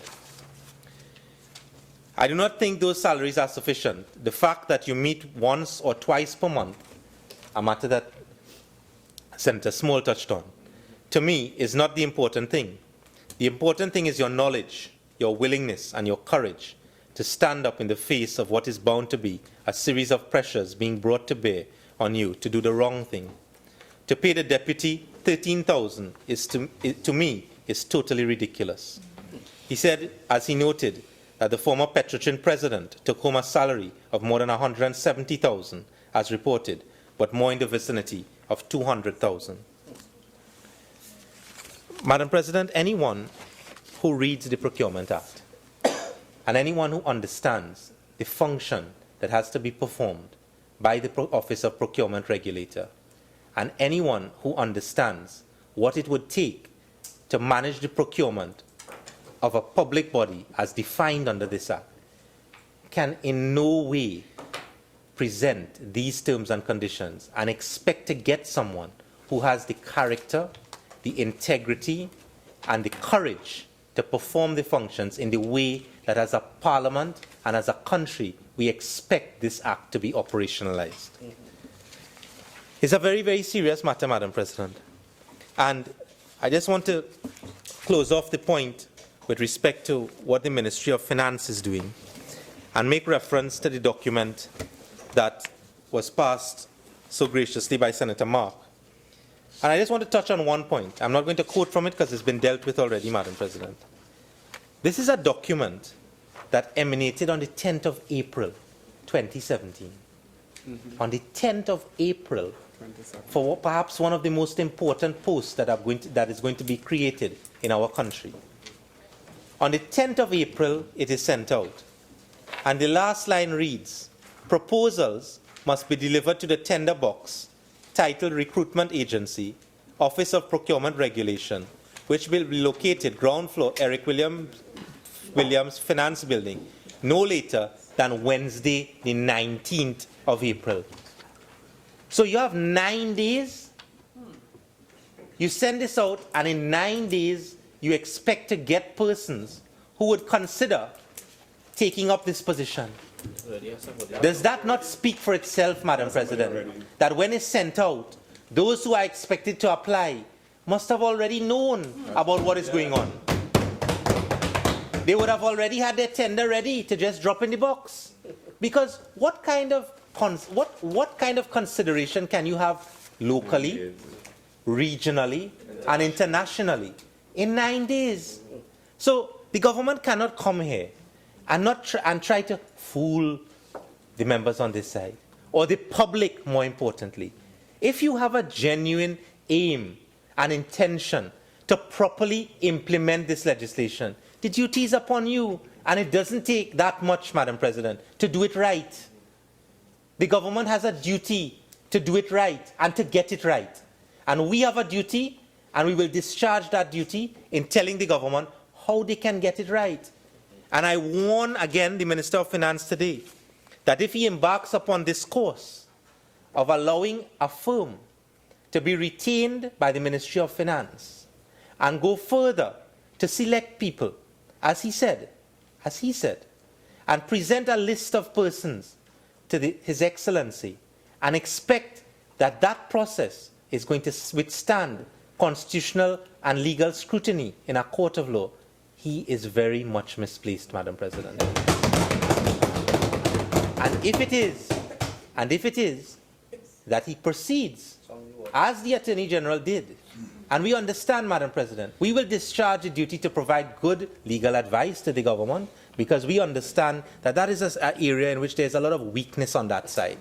So we will provide that. And so today I advise the Minister of Finance don't go down the same road that the Honorable Attorney General went down. Do not follow that path. Follow a path that is more legally sound. And do what is right. Do what the law requires.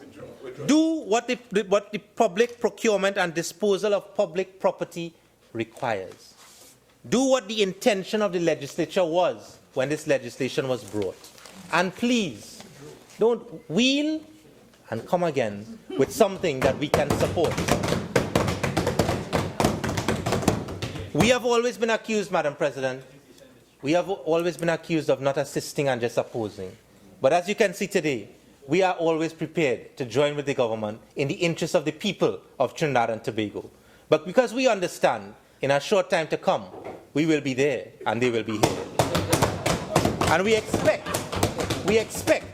that when they are here, they will do as we did and assist them in doing the right thing. But we might need that assistance, Madam President. But because when we are there will be competent people holding the offices that they now occupy.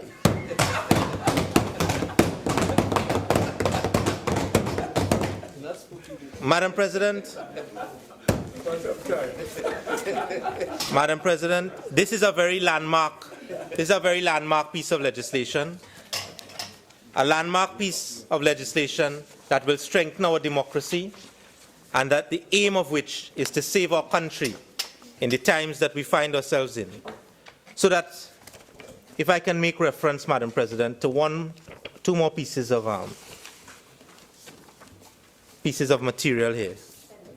5 moments. I'm obliged, Madam President. 2 more pieces of material, Madam President. Madam President, I don't think the government understands the risk that it takes in not finding the right person and putting a square peg in a square hole for once. And I will just give a few examples so that the population and you, Madam President, can understand how important a role it is for us to perform and get this right. I want to refer to a letter written by none other than Wayne Daniel Sturge on the 4th of January 2016 to the Integrity Commission. And you know why I refer to this, Madam President? Because Senator Sturge, in this letter... Senator Ramdeen, what is that letter? Is that letter now the subject of an investigation, perhaps, by the Integrity Commission? I don't know, Madam President. Well, I'm sure that the letter was written with some sort of purpose in mind. And if that is the case, I would ask that you not read it. Sorry. That you not read it, just in the event that there is some sort of investigation going on. I am very much obliged, Madam President. I'll leave Mr. Sturge's letter and go to something that has much more weight, which is the statements of the then Cabinet Minister, Dr. Keith Christopher Rowley, on the Monday, October 19, 2009, so that we could understand, Madam President, what happens when things go wrong and we don't have procurement legislation properly effected. And I only want to quote 2 things from this is the Hansard of the Commission of Inquiry Bill. And this is what Dr. Rowley had to say then. What galls me about this is that I stood here on this side of the House, saying to the government on the other side, that the Cabinet was facilitating wrongdoing.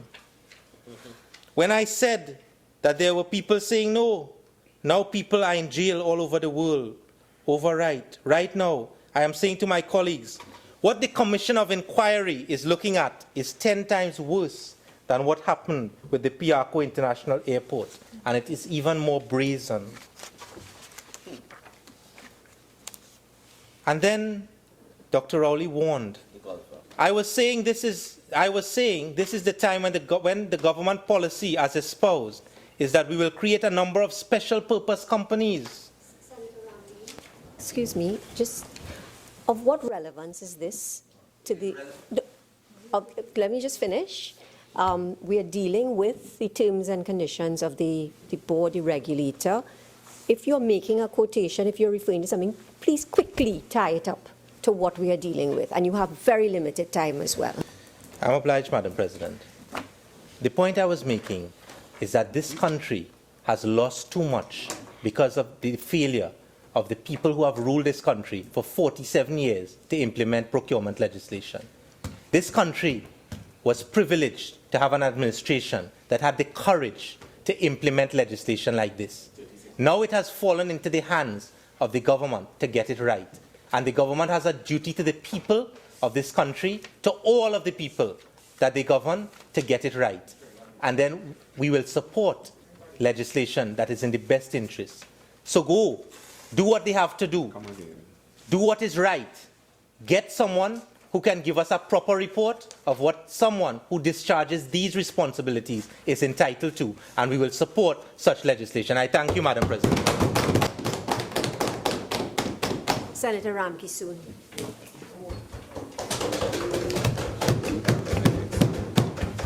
Thank you, Madam President. I must say that I was not going to join this debate, but after listening to Senator Khan, he probably reminded me about how important procurement is to engineers and how much we deal with it and depend on specialists in the procurement sector, that I felt that I should just point out 2 points before taking my seat. So, Madam President, yes, procurement, especially we are here to talk about a report on the determination of salaries and allowances of members of the board of the Office of Procurement Regulation. And this was a report issued by the Ministry of Finance. And the reason we are here to talk about this is because of Section 11.9 of the Procurement Act, which states that the salaries and allowances of the regulator and other members shall be determined by the minister, but subject to the approval of Parliament. So this is why we are here today. And I must say, after listening to all the speakers, I have to say I'm happy that we had this piece of law in our written in, because I do see some merit in listening to the different persons, senators' points on the importance of why it should come before us, that we can look at it not only at the salaries point of view, but the selection of this regulator and how important it is, because it's a new entity we are bringing, or new creature we are trying to create to be an oversight or a strong body that is now going to regulate us on how we should view our projects, how we should operate, especially since this is going to change our public sector workings, especially since Senator Khan spoke about all the big ministries like Ministry of Works, Energy, all these areas that will be using the procurement legislation actively. And we really want to have that oversight person who is experienced.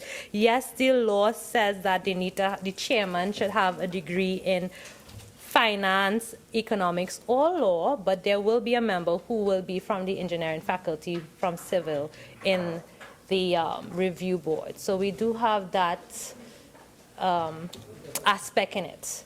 But it brought, when the point was made that that is all we're asking for, it reminded me of a scenario I had to deal with recently, where sometimes because you are a procurement specialist, Madam President, and you're only seeing numbers and figures, and you're not really seeing the project, and you're only thinking lowest bidder, lowest value, you're not seeing quality for money, we fall short.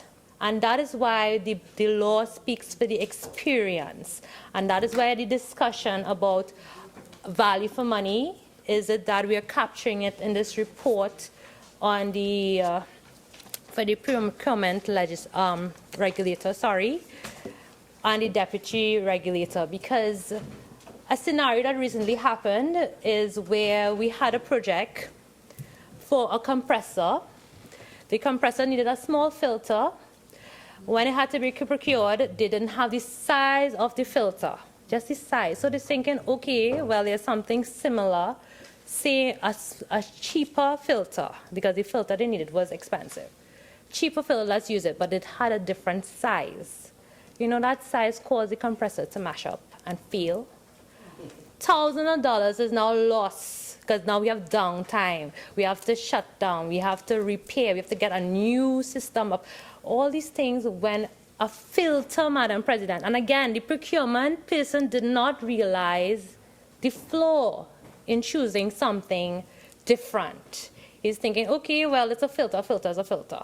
But no, different specifications. So during the debate on the Procurement Act in 2015, I did speak heavily on the regulations and how this is very, very, very important, how we write it, how we expect persons to red flag items and address issues.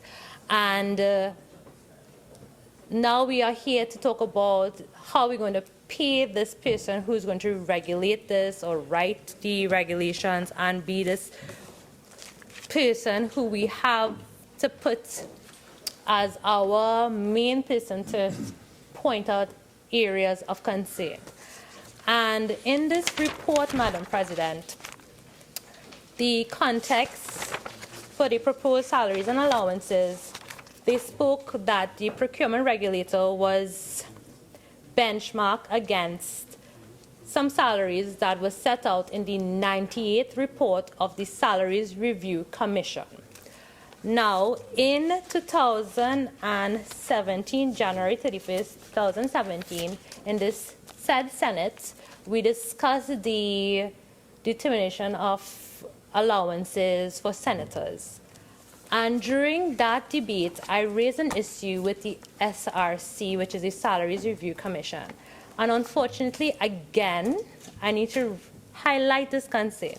In 2014, in the Hansard record, on the 8th of July, 2014, the 98th report of the Salaries Review Commission was debated or brought up in a debate where it was heavily criticized by legislators. Now, Senator Khan, not to pick on you or anything, but because you spoke about this during your remit, you spoke about the role of legislators. And we have to remember what we say here and the consequences and the weight in which what we say here. We spoke about against, or not we, because I wasn't part of it, but the members of the Senate spoke against the 98th report of the commission.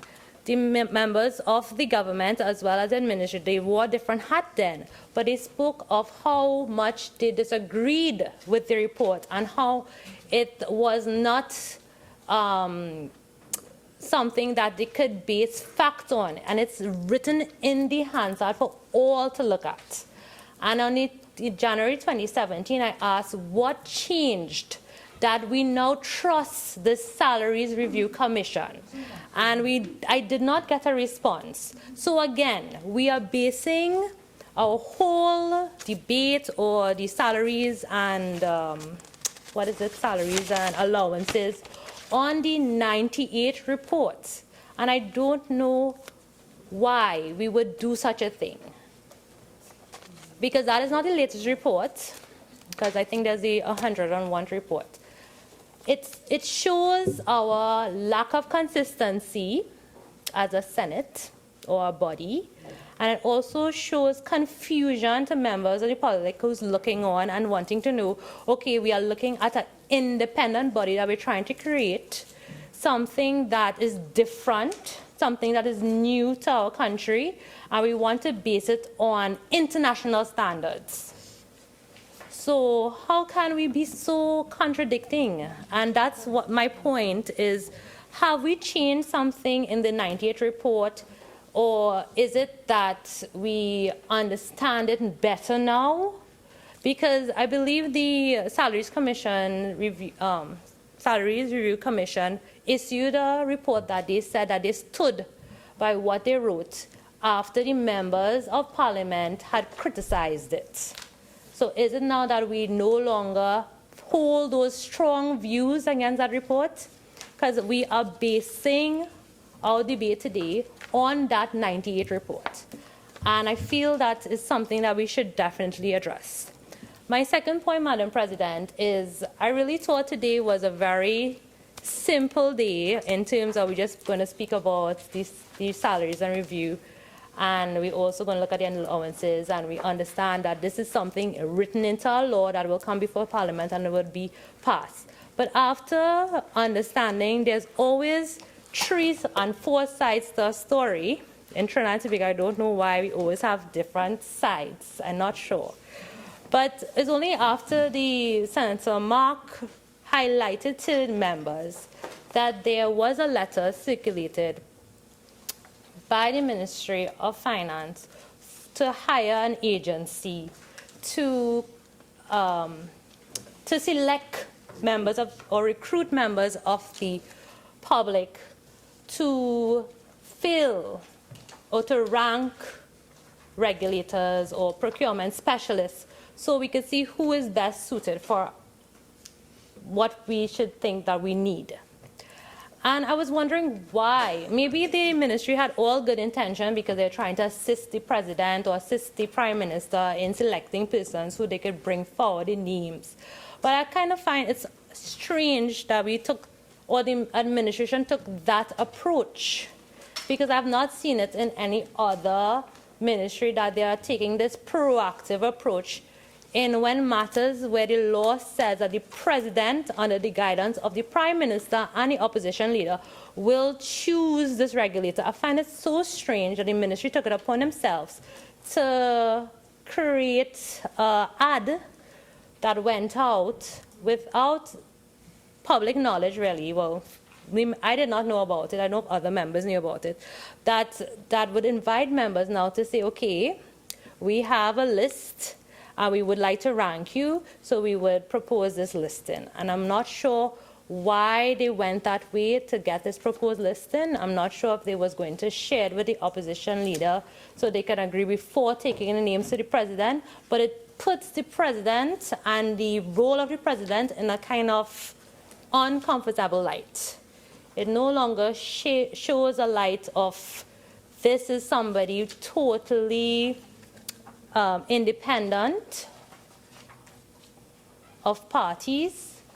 This is not really showing something that I have been chosen to serve in this capacity of a regulator that did not go through the arm of the executive. And that is I think the fear that I wanted to share by the way it was done, because it affects the process. As I said, it may have been well-intentioned in every right.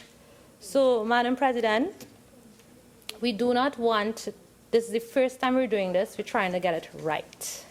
I'm very happy that since the first time that it came before Parliament for us to look at.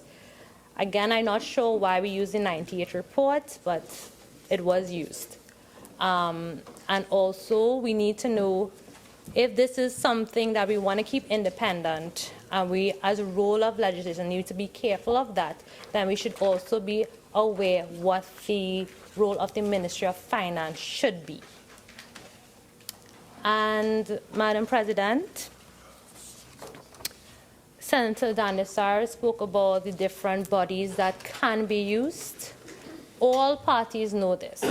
So, I think, honestly, that after hearing the arguments put forward in this debate, it is more showing that the opposition arguments is stronger in this debate. I got some support for that.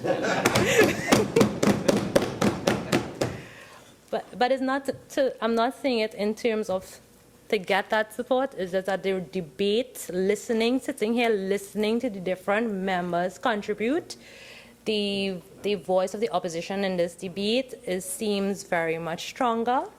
And I would have to say that the leaning to again supporting this report laid before us today. And with those very few words, Madam President, I thank you.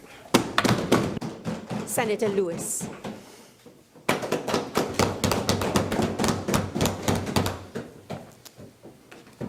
Madam President, it is an honor to contribute to this motion on the approval of the report on the determination of salaries and allowances of members of the Board of the Office of the Procurement Regulation. I want to thank God for health and strength to be in the Senate today, as well as the Honorable Prime Minister, the Honorable Keith Rowley, for his confidence in my ability to serve as a senator. And with this unique privilege, I'll make every effort for my contributions to be of value to the people of Trinidad and Tobago. We came into government during a very dark time. the UNC left us with millions and millions of dollars in debt, with outstanding back pay to public servants, unpaid contractors, many poorly procured signed agreements with no funds allocated to it, wasteful, corrupted programs like life sport, and worst of all, a depleted treasury. The PNM government is now repeating history by doing what is best for this nation and bringing it back to the economic powerhouse of the Caribbean as we've been for many, many years. This motion on procurement is part of the PNM's process to returning good governance back to Trinidad and Tobago. We are now at home stretch with this procurement legislation and with one simple yet important ingredient. Point of order 4211. Senator Sturge, members, Senator Lewis is making her maiden contribution, and leeway is given to senators who present their maiden contributions. Thank you. Continue, Senator Lewis. Thank you. Right. So we had home stretch with this procurement legislation with one very simple yet important ingredient, which deals with the allowances and salaries of the board members of the OPR, which are referred to as the Office of the Procurement Regulation. So before I proceed, Madam President, I must commend the Minister of Finance, the Honorable Imbert, for the good work he has done thus far in the country's finances. Our country, for the first time in 5 years, which was reported in the papers on Sunday, has experienced a surplus, according to the Auditor General's report for the public accounts of Republic of Trinidad and Tobago for the financial year 2016, where our expenditure was less than our revenue. In respect of procurement, history would show that the Honorable Prime Minister, Dr. Keith Rowley, and the PNM have always been serious about procurement legislation in this country and the fight against corruption. And we will see the opposite when it comes to the UNC. In a media release dated the 2nd of February 2012, as opposition leader, the Honorable Prime Minister, Dr. Keith Rowley, said, and I quote, and I will list a few things, that the UNC government is moving with indecent haste to improperly award a number of huge multi-billion-dollar contracts ahead of the enactment of the new procurement legislation, which it anticipates will put strictures on the non-transparent processes which are currently being engaged in these programs and projects. And we refer, as he was referring to, the Invaders Bay Land Development Project, and more recently, on that time, 2012, the Rapid Rail Project. The Prime Minister went on to say, as opposition leader, that protests is aimed at highlighting to the national population the deceit of the UNC government in this matter of procurement, and calls on the citizens to be vigilant and vocal with respect to these and similar developments.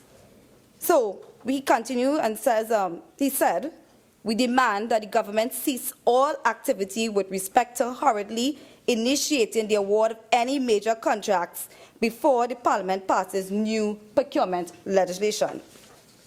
And then we fast forward to 2016, where the Prime Minister, Dr. the Honorable Keith Rowley, was invited by the British Prime Minister David Cameron to attend a major anti-corruption conference that was held in London on May 12th, 2016.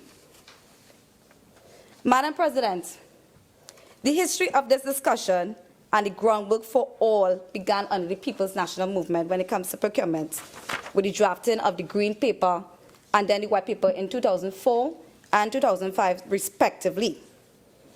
So when you hear about public procurement and disposal of public property, you think of the following objectives in mind.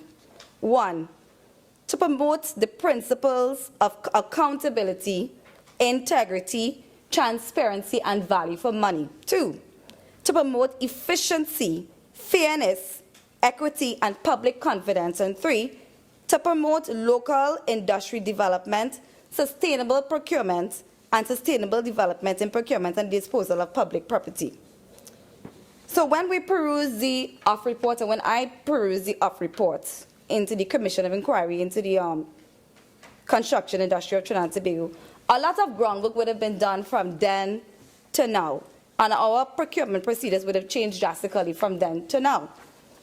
The OFF report would have also noted that, looking back over a period of time, that the major corruption cases that occurred in Trinidad and Tobago had all been in the procurement process, and more so in the construction procurement. For example, Piaco Airport scandal. Leader of Government, Senator Lewis, just a minute. Leader of Government Business. Thank you very much.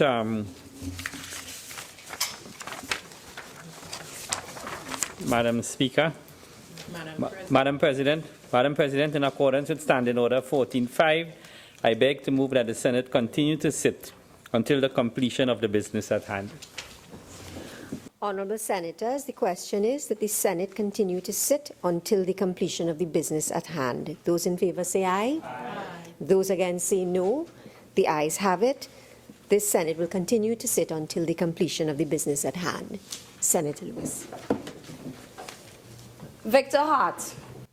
He was chairman of the Trinidad and Tobago Transparency International at the time when the OFF report was done. That was in 2010.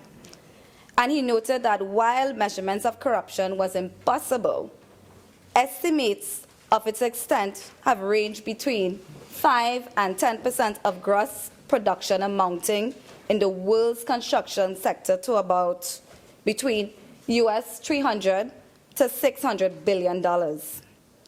So in reviewing this motion at hand and reviewing the board of the OPR, there's no need for us to really invent the wheel or reinvent the wheel.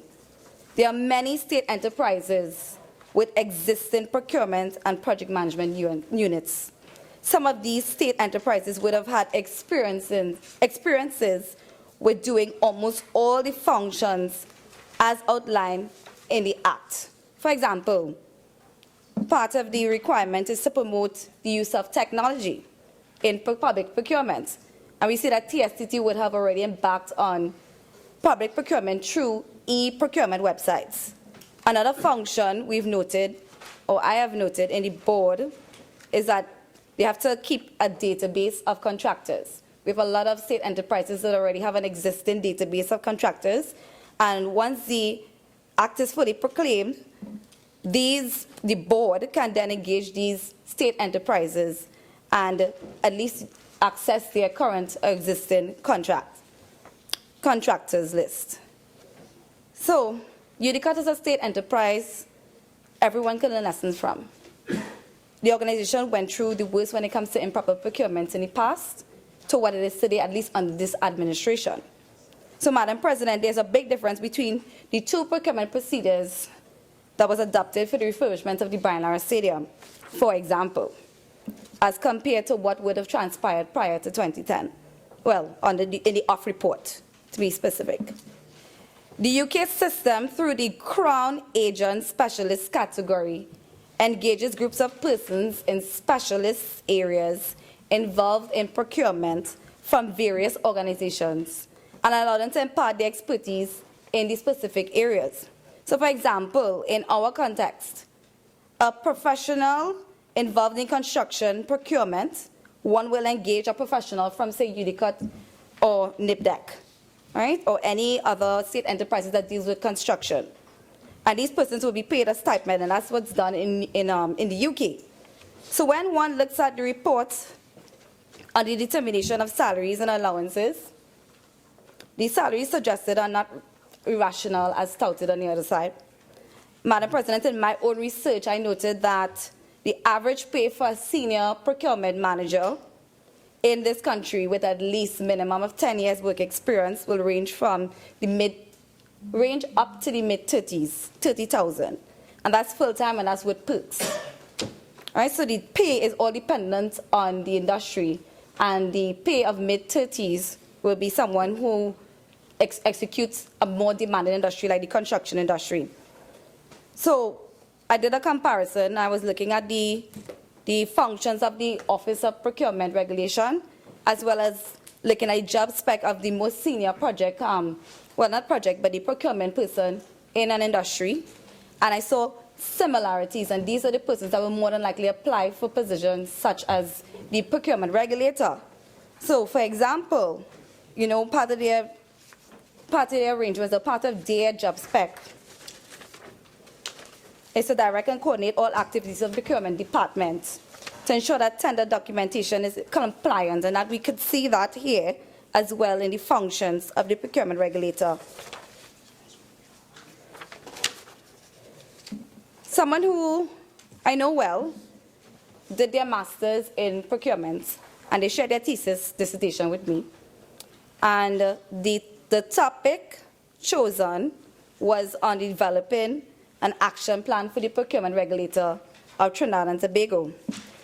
The thesis was quite in-depth in reviewing the draft legislation. At the time was 2014, which formed part of the legislation, or most of the act as we know it today. So for the purposes of this debate, I will just briefly state the findings that I saw on the role and remuneration of the regulator. So the thesis noted that the regulator must not only ensure compliance, but must be the change agent for the implementation of current procurement best practice. It went on to say that the regulator must be able to remove the tumor of waste and inefficiencies from the 53-year-old culture that has been entrenched in the way the public sector procures goods and services. It also noted that the lack of standard procurement processes across public bodies using public monies present definite gaps in the cumulative spend, and the inability for government to derive benefits from the economies of scale on this cumulative spend contribute to the wastage of public funds. So, Madam President, the thesis continues, and it looked at 3 countries that is governed by the Westminster system and what they adopted in terms of their procurement regulatory model. And the UK, the United Kingdom model, they created something called the Crown Commercial Services. Jamaica looked at and of course created the Office of the Contractor General. And the Canadian model, they established a Department of Works, Public Works and Public Government Services. So the dissertation also went on to look at the composition of the board of the OPR and saw the importance of proper remuneration for full-time regulators, but it didn't state a benchmark as to what the remuneration package should be, right? But it also stated the importance of having a procurement regulator trained in procurement.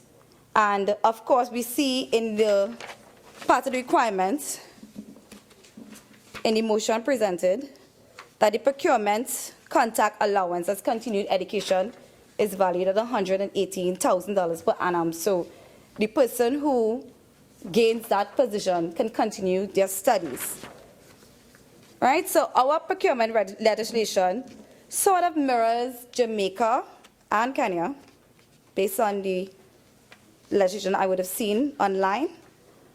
Jamaica, in reforming their procurement model, encountered somewhat of a situation like this today. With the implementation of the Contractor General, they noted that there were problems in recruiting and retaining suitably qualified and experienced staff due to the lack of approval from the Commission of Parliament on the structure and compensation of officers of the Office of the Contractor General.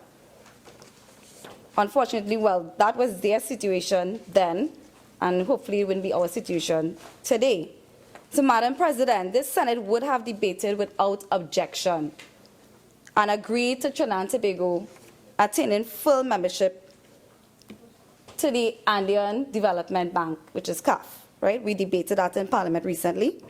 And it is common knowledge that CAF follows the rules of the procurement practices in the country in which it finances. So, and it also benefits, of course, stakeholders. And we know that CAF is currently in conversation with UNDP and would have had conversations with UNDP for training and procurement for countries such as ours. So it is our intention, of course, the government's intention, to utilize the benefits of being a full member to access these funds. So part of that would be the approval of this simple motion today. As a project manager, what concerns me most in executing any project is delivering my project on time, within budget, with no corruption, and with the ability to take seriously the code of ethics in construction and to execute it using best practice in procurement. So when I perused or looked at the history of the UNC in all phases, I'll just touch just slightly. In the project life cycle, there were cases that had persons wondering. For example, when you look at the project planning phase or the design phase of a project, and this is where procurement takes the main lead in development of tender packages. And this is where there's a possibility of exaggerated budgets that may occur. And we've seen that in the past 5 years. I won't go into detail. But also when you look at the project implementation and the execution phase, this is when all monies are expended, and the easiest phase where manipulations of valuations can be done and monies can be siphoned out of the state. And we saw that in a sort of way with the implementation of the Point 14 highway, when the original budget as compared to the actual expenditure was a drastic difference between the two values. So history has shown that the UNC has never been, or the last government has never been, really serious about fighting corruption, because it was littered with a lot of corruption and extraordinary unethical practices when it came to procurement. So, Madam President, we need to be clear what the role of the regulator is not. And it should not be confused with the role of a CEO of an energy company or construction or manufacturing company, for example. The regulator's role, as described in this motion and report, is someone with oversight on the procurement processes and procedures in the ministries as well as the state enterprises in the country. So members of the OPR must be someone of good character, which would have been mentioned earlier in the debate. And no amount of person can change a corrupted person into a good person. No amount of money, can change a corrupted person into a good person or law-abiding citizen. No amount of money can create someone of sound character. So this is the position of service, as was mentioned before by the Honourable Minister of Finance when he brought this motion in the other place. These members must constitute people of high ethics, moral values, and integrity. And therefore, the argument that the low pay will encourage corruption on the part of the board members, I would say that paying a procurement regulator $200,000 will not, and if they're corrupted in spirit, will not change that person's character. Right? I also had the honor of serving on a couple boards, and I chaired a attendance committee in one of those boards. I can tell you that being a director on a state board is hard work if you're doing it correct. And I saw it more as national service, and I have the same view, I share the same view for the board of directors on the office of the Procurement Regulation Board. So the State Enterprises Performance Monitoring Manual gives guidelines on procurement, and I envisage a detailed guideline once this bill is fully proclaimed, once the Office of the Procurement Regulation is finalized. And it was noted earlier in the debate that the Transparency International Perception Corruption Index performance ranked Trinidad and Tobago as 101 out of 176, but in the past 5 to 6 years, we've not really changed or jumped out in the 30s. So our average for the last 5 to 6 years have been 37.8. So the argument today of it being at 39 and dropping from 35, it doesn't make a difference because it's more or less the same. So therefore, Madam President, we have to do more, and we are doing more with being in this House today. Transparency, accountability, and value for money will not occur without the full proclamation of this legislation, and the PNM is very serious about this. So in wrapping up, Madam President, I want to read into the Hansard an excerpt from the UN Secretary General at the time, Kofi Annan, who spoke in New York on the 31st of October 2003. And it was a statement on the adoption by the General Assembly of the United Nations Conventions Against Corruption. And it stated the following: corruption is an insidious plague that has a wide range of corrosive effects on societies. It undermines democracy and the rule of law. It leads to violations of human rights, distorts markets, erodes the quality of life, and allows organized crime, terrorism, and other threats to human security to flourish. This evil phenomenon is found in all countries, big and small, rich and poor, but it is in the developing world that its effects are most destructive. So corruption hurts the poor disproportionately by diverting funds intended for development, undermining a government's ability to provide basic services, feeding inequality and injustice, and discouraging foreign aid and investment. Corruption is a key element in economic underperformance and a major obstacle to poverty, alleviation, and development. So in conclusion, Madam President, the taxpayers of this country have suffered a great deal of hemorrhaging of the public funds through poor and improper procurement strategies. And it is necessary that this motion is approved today, which I fully support with all the recommendations by the Minister of Finance. And with that, I say I thank you.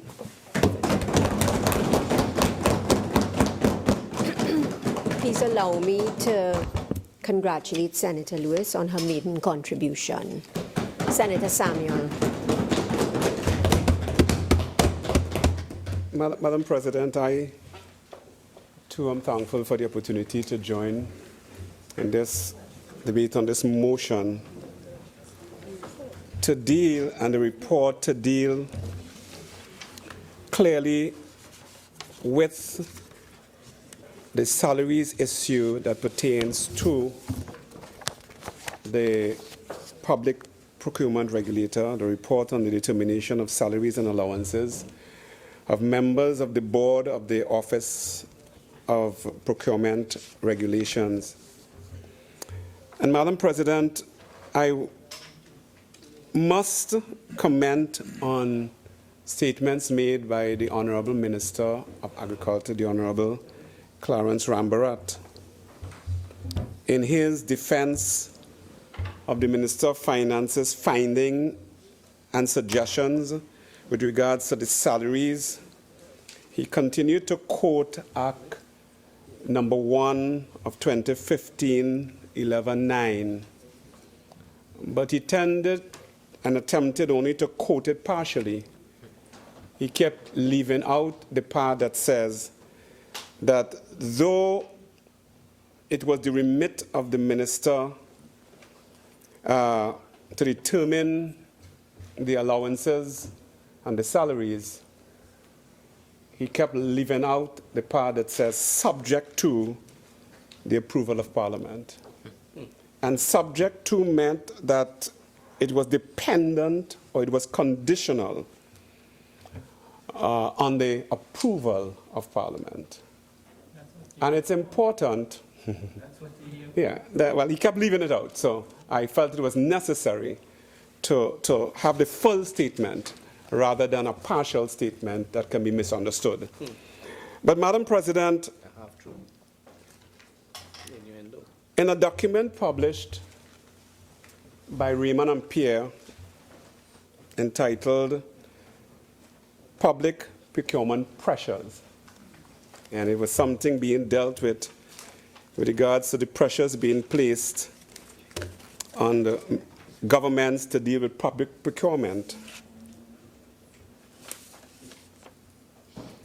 The document stated, in short, that the complete overhaul of our country's public procurement system is urgently required, given the daily reports of large-scale theft and waste of public money. It continued, the last administration lost public confidence due largely to the high levels of corruption, as revealed in the OFF inquiry into the public sector construction industry. And if I did not mention what was revealed in the OFF inquiry into the public sector construction industry, the average person hearing me would have taken for granted that this article was speaking about the PP government. But this article, Madam President, talking about squandermania and theft, was published on the 27th of November, 2014. And it referred clearly to what took place in the government of 2007 to 2010. So, Madam President, for many, many, many years, this country has been plagued with what I term procurement inefficiencies. We have suffered tremendously, and it has cost the country billions of dollars over many years. And this is not me attempting to point a finger, but this is for me attempting to speak the reality, the truth of what exists in Trinidad and Tobago and what existed in Trinidad and Tobago for many, many, many years.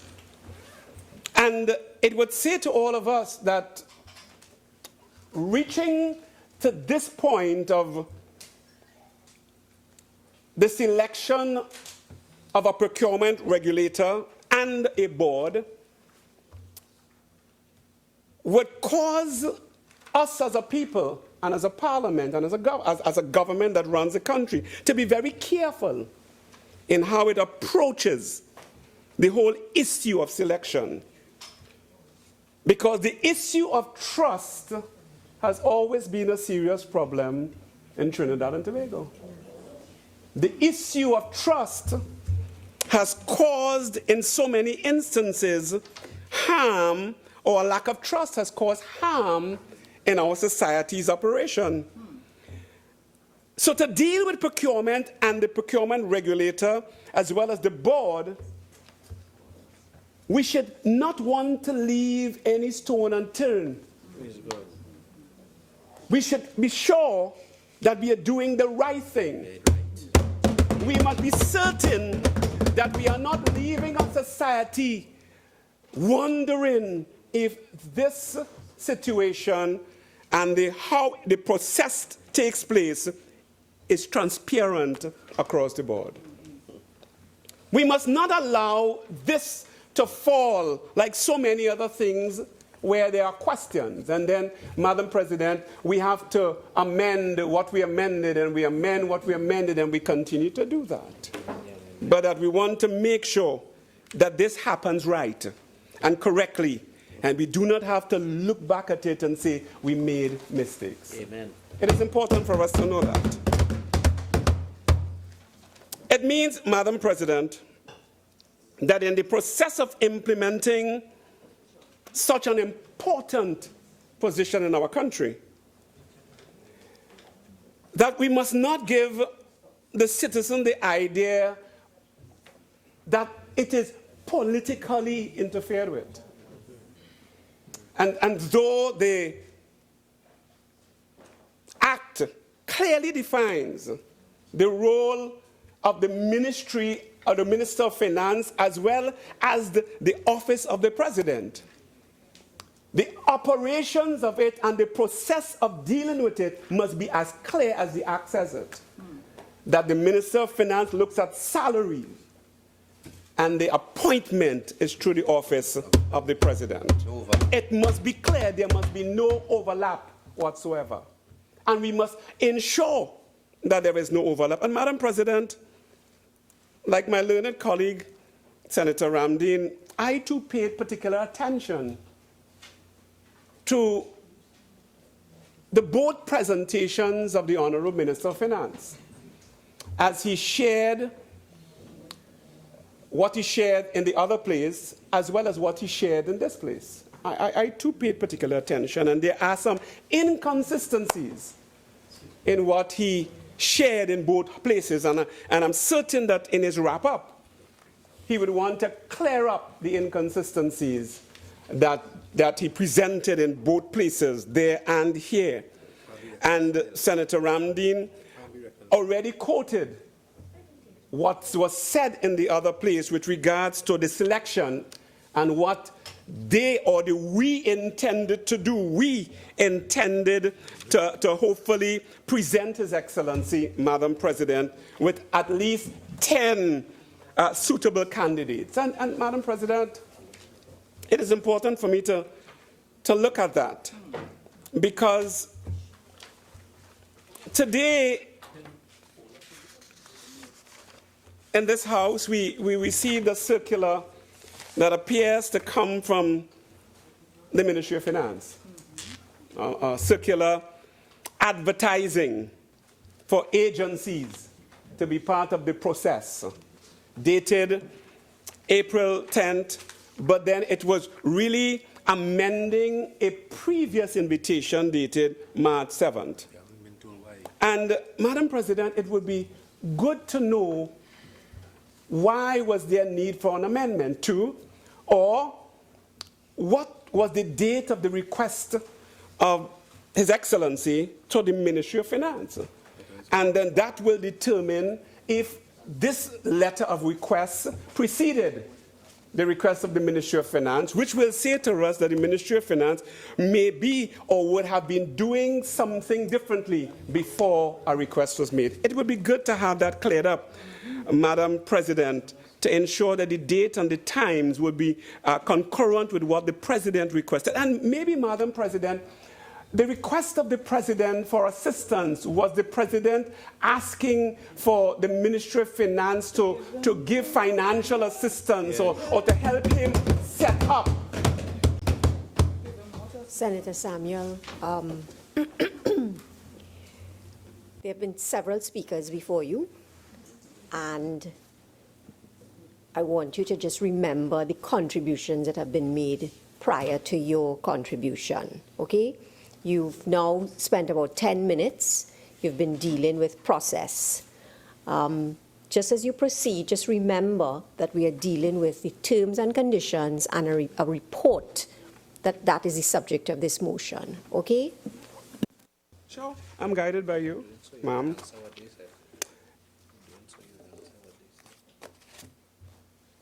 Madam President, and there's a reason that I touched on those things. There's a reason. And I was not going to linger on it, but there's a reason I touched on it. And the reason I touched on it was that it was the minister who brought it to the fore about the process. I did not bring it to the front. Okay, ma'am? Senator but Samuel, I understand. yes, thank you. Just take a seat for just 1 minute. I get the impression that you are countering, all right? I just want to say, even if right now we're dealing with relevance and we're dealing with the issue of tedious repetition under the standing orders, I'm not invoking it yet. I'm just giving you some advice as to how you proceed in your presentation, okay? Yes, Madam President. So let's everything what I say next may appear to be repetitious. I would like to talk about responsibility. And in a document, State Enterprises Performance Manual, what we find in such a manual, Madam President,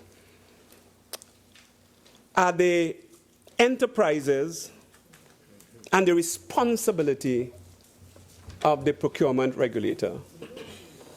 And when I look at it, Madam President, it's vast.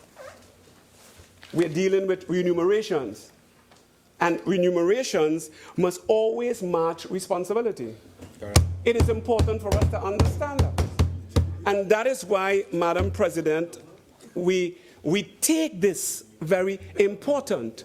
It is important, Madam President, to look at the energy sector.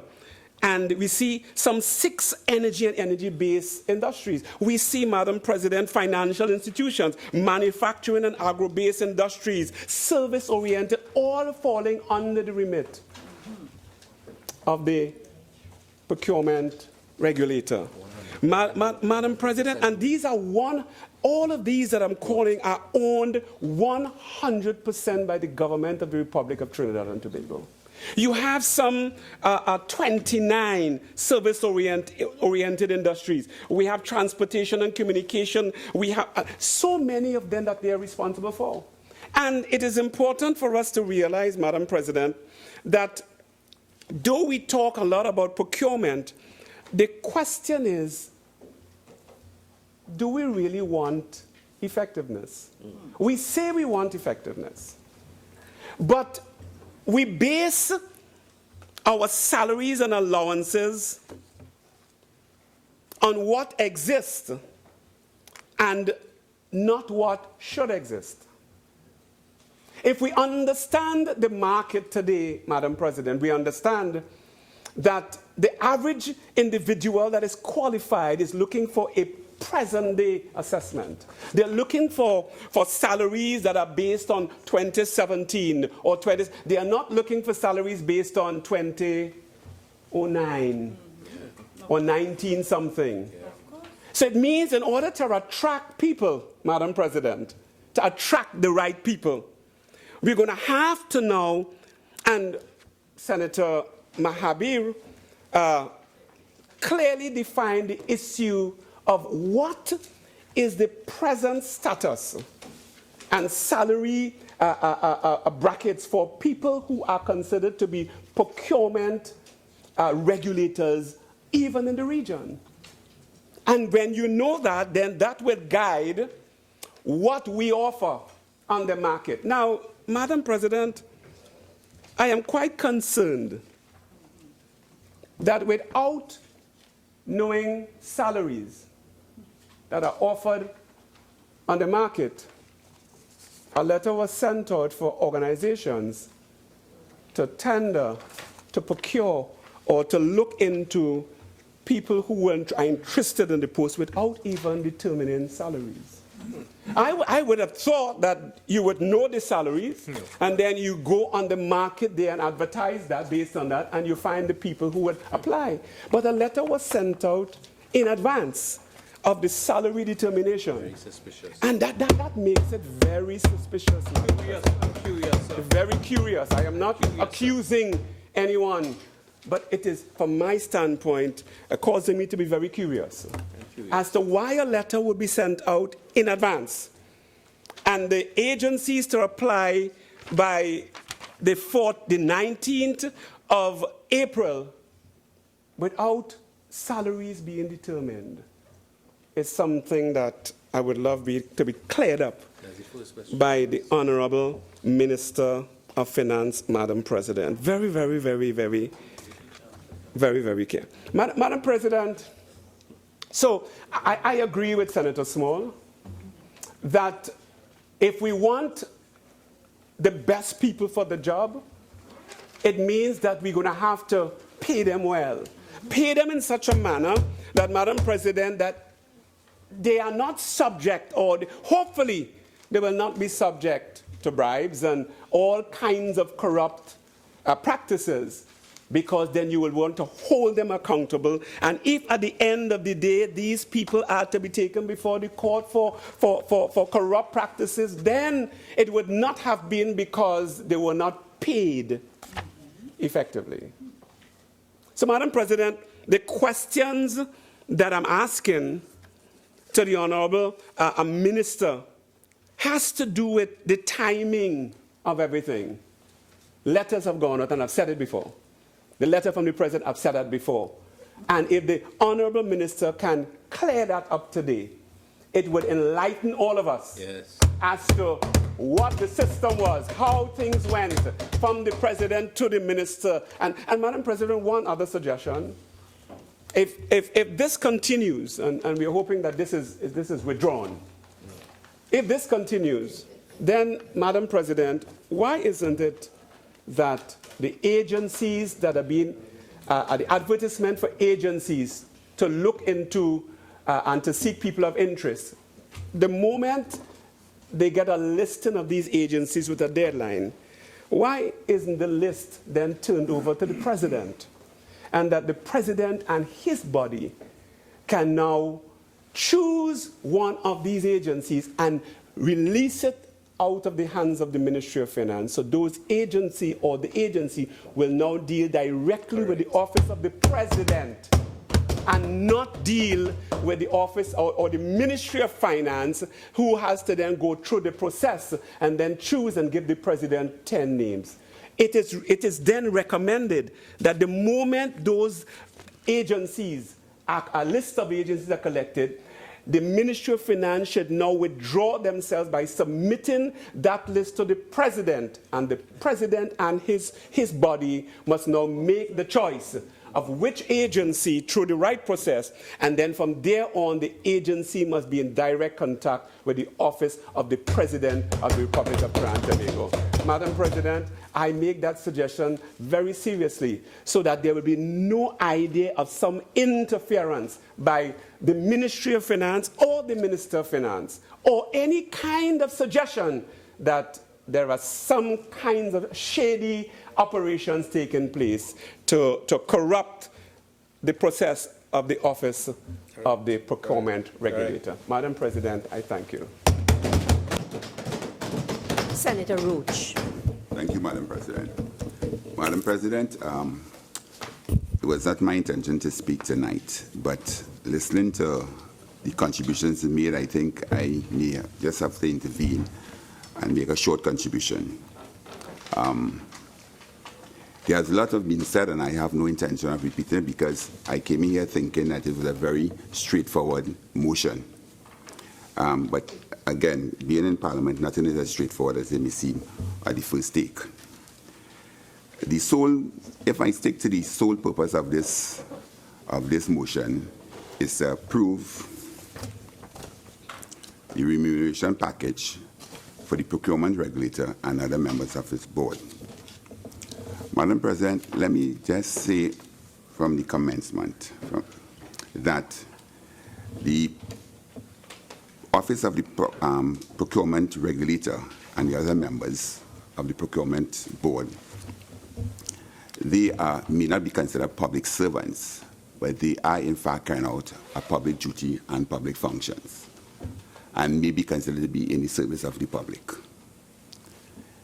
Madam President, in very rare circumstances in Trinidad and Tobago, my years here, in the various office and sectors of the public service, they are very capable persons, very highly qualified persons in specialized areas, and I've always had the view that, which has been said by some inside here, compared to the private sector, they are not necessarily adequately compensated. There's always an opportunity, there's always a need to improve the conditions and terms and conditions of employment for public servants who carry out very important and critical functions in serving the state of Trinidad and Tobago, which they have done from the time of our independence. The issue that I've seen propping up here really and truly, when you clear out all the other comments, side comments and so forth, is basically a suspicion and uncomfortableness in the fact that the Minister of Finance, even though he's empowered under Section 11(9) of the Act, which states that the salaries and allowances of the regulator and other members shall be determined by the minister subject to the approval of Parliament, which is why we are here, seems to unearth a certain amount of anxiety by other members outside of the government. But this is something that is expected, because in Trinidad and Tobago, we have grown to become very suspicious of all politicians, on whatever side they may be occupied, unfortunately so, and maybe be very well their own doings. The report, as it sets out, states the salaries of the regulator and the other members. I will say quickly that I am not an expert on the adequacy and the appropriateness of the quantum that is being offered here. I will leave that more for more informed persons and our agency that will be able to deal with it. What you have here is that the minister is given certain responsibility. It is the Act is quiet as to the ways and means of going about in making the determination of the remuneration. If we were a more trusting society, I guess this level of uncertainty and uneasiness may not have been ventilated as much as has been ventilated for the entire afternoon of this debate. Be that as it may, I seek more clarification if in the instance of the minister, the Honourable Minister making, which he has outlined, the nature of the package, which total starts at 50 and I think it ends to be $80-something thousand, as the case may be. Much has been said about the fact that it is an inadequate salary because it will help because of the remit and the responsibilities of the procurement regulator is so robust, so in terms of magnitude, it covers large procurement sums of the state that may, subject to the regulator being induced to be not to be seduced to fraudulent practices or corruption. But let me hasten to say as well that money, no matter what level of income one receives, if one is intended to be dishonest, one will be dishonest.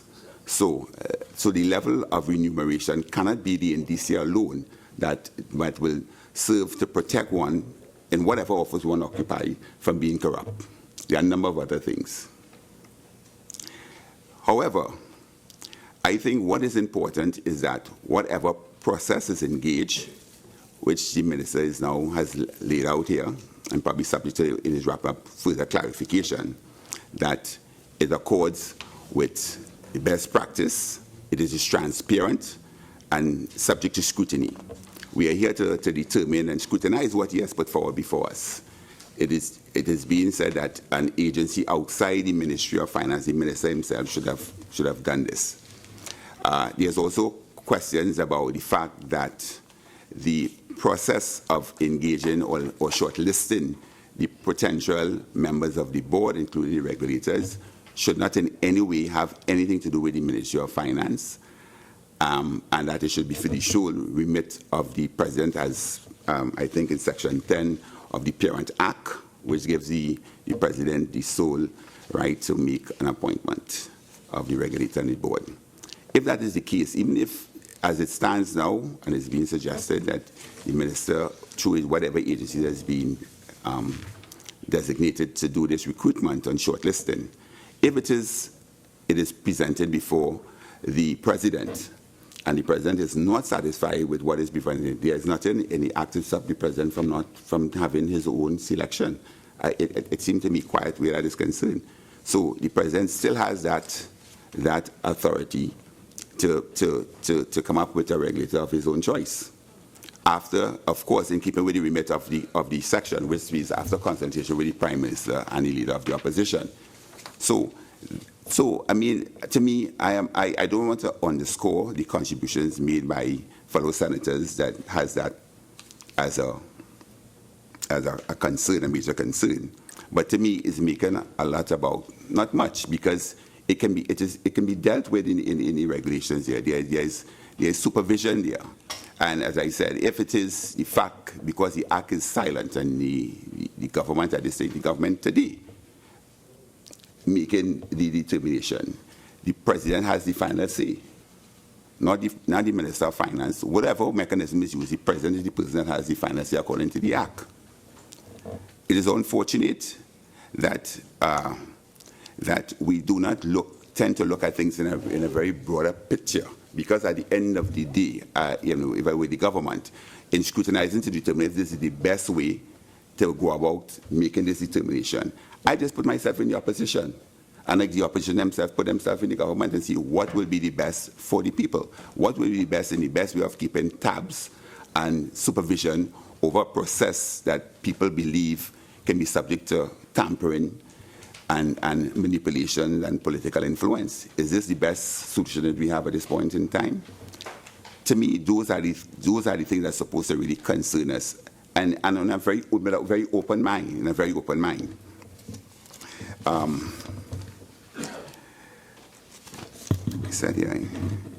I also believe there was, in terms of the salary, the appropriateness of the salary, there should be some sort of a provision made in the present situation that the salary could be adjusted to as the circumstances, the environment, the economic environment improves. If it could be increased, it should be increased. It should be able to be, provisions be made periodically to revisit it and increase it as such. What I know, and what all of us here will appreciate, once you give somebody something, it's difficult to take it away from them. So if you peg a salary at a very high level in this environment that is quite challenging at this point in time, and the situation, instead of bettering, which we hope it will better, worsens, it is difficult. It will be difficult to keep that, or to ask that person to take a cut into what is being offered. To me, what one should pose at this point in time is to get a salary that is reasonable, affordable in these circumstances. I am not saying in any instances where, some colleagues spoke about other comparators in other countries, in the region and such, but Trinidad is a unique society in many respects. We have been more fortunate than many of the other our colleagues, and to make comparisons with them, both sides may not necessarily reflect the realities of our situation. And therefore, we need to look at really what is our situation, our current situation economically. And I will have to be consistent, because in a debate earlier on, I did make some comment about increasing, when they were seeking to increase, I think it was Senator Mahabir had brought a motion, which I did not support, calling for, I think, the increase of salaries or remuneration. I stand to be corrected. And I want to be consistent here. This is not about increase, but it's about the nature of what value you should put on the office of the regulator.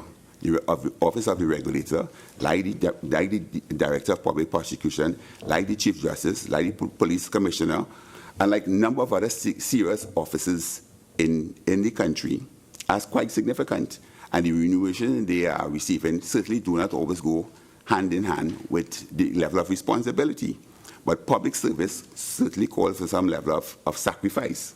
We all make sacrifices in here as senators. You certainly had the Senator Small was saying that the money that he makes in terms of his private practice, Parliament will be able to afford to pay him. So he's making a contribution here publicly in assisting the process of our state to run a certain way. And therefore, one cannot always, especially in the environment that is now, pay a salary in a realistic way. However, it is determined, and hopefully it is determined in a competent way that can stand scrutiny of any subterfuge to be any significantly high salary at this point in time. I heard the Honourable Minister, when he was opening the motion, spoke about the remuneration package of other state chairpersons and CEOs and so forth. And he said that cannot continue. And I agree that cannot continue. That has to be revisited. But it's difficult to take away things from people when you give them it. It will always cause an alarm. So why not let's be reasonable in setting a salary in a process that is transparent, that can be accounted for, and from there, as the environment, the economic environment, lends itself to betterment and improvement, and we can revisit it and look at it. And most persons professionally that go, you tell me there are a lot of eminent judges, so to speak, in our judiciary, extremely bright and talented persons. Lesser persons than their capabilities are in private practice making much more money than they on a daily basis, on a yearly basis. But yet they make human service in contributing to the public, to the state of Trinidad and Tobago. It's a sacrifice. And therefore, everybody cannot always, be given exactly what is due to them in the public sector. And all I'm saying, and I'm hoping that the minister in his wrapping up will address, is that the concerns are really and truly the fact that he has taken the liberty, or it's not specified in the act, so he's not acting outside the remits of the legislation to assist, as he says, the shortlisting of candidates, potential candidates for the president to review and make the final determination. And the arithmetic, the way in which the salary was determined in these circumstances, if that is the best way, or if, again, assistance can be sought outside or taken on board some of the views, some of the suggestions that have been made by other senators in terms of an agency or some competent person in that area of determination of salaries, maybe something that may be to be looked at and brought on board. But outside of that, I think it is time that we put forward and get this legislation in force. It has been talked about by all on both sides, former government, the present government, and whatever we need to do, we just need to get it done now. At this moment, a lot of talk has gone on, and we need to come to a conclusion and just put it in force. And as somebody said, one of the senators, I don't know which side said again, I think it was Senator Khan, that if at the end of the day this government is viewed as not delivering as expected, they have 5 years. And after 5 years, the public will talk and make a determination. That's what has happened in the last administration. And I remember when I said that, people were in uproar. But that is how the public in Trinidad and Tobago has come to deal now with politicians. If you are not delivering on your promises, and you're not bettering the lives of persons, you're not transparent, and you're engaging in more skullduggery and whatever it is that's going on, they are going to be disturbed, and they're going to register their protest five years from now. So all over the world, that is what is going on right now. People are less tolerant because they are more informed. They are more informed. And therefore, this legislation before us, I think I'm listening with an open mind still, because I have not concluded one way or the other. It's a very limited position, a limited scope to discuss. There's nothing to amplify about it. It's very, very straightforward. I will listen to what the minister has to say, and I will make my decision accordingly. I thank you very much for my contribution. Senator Solomon.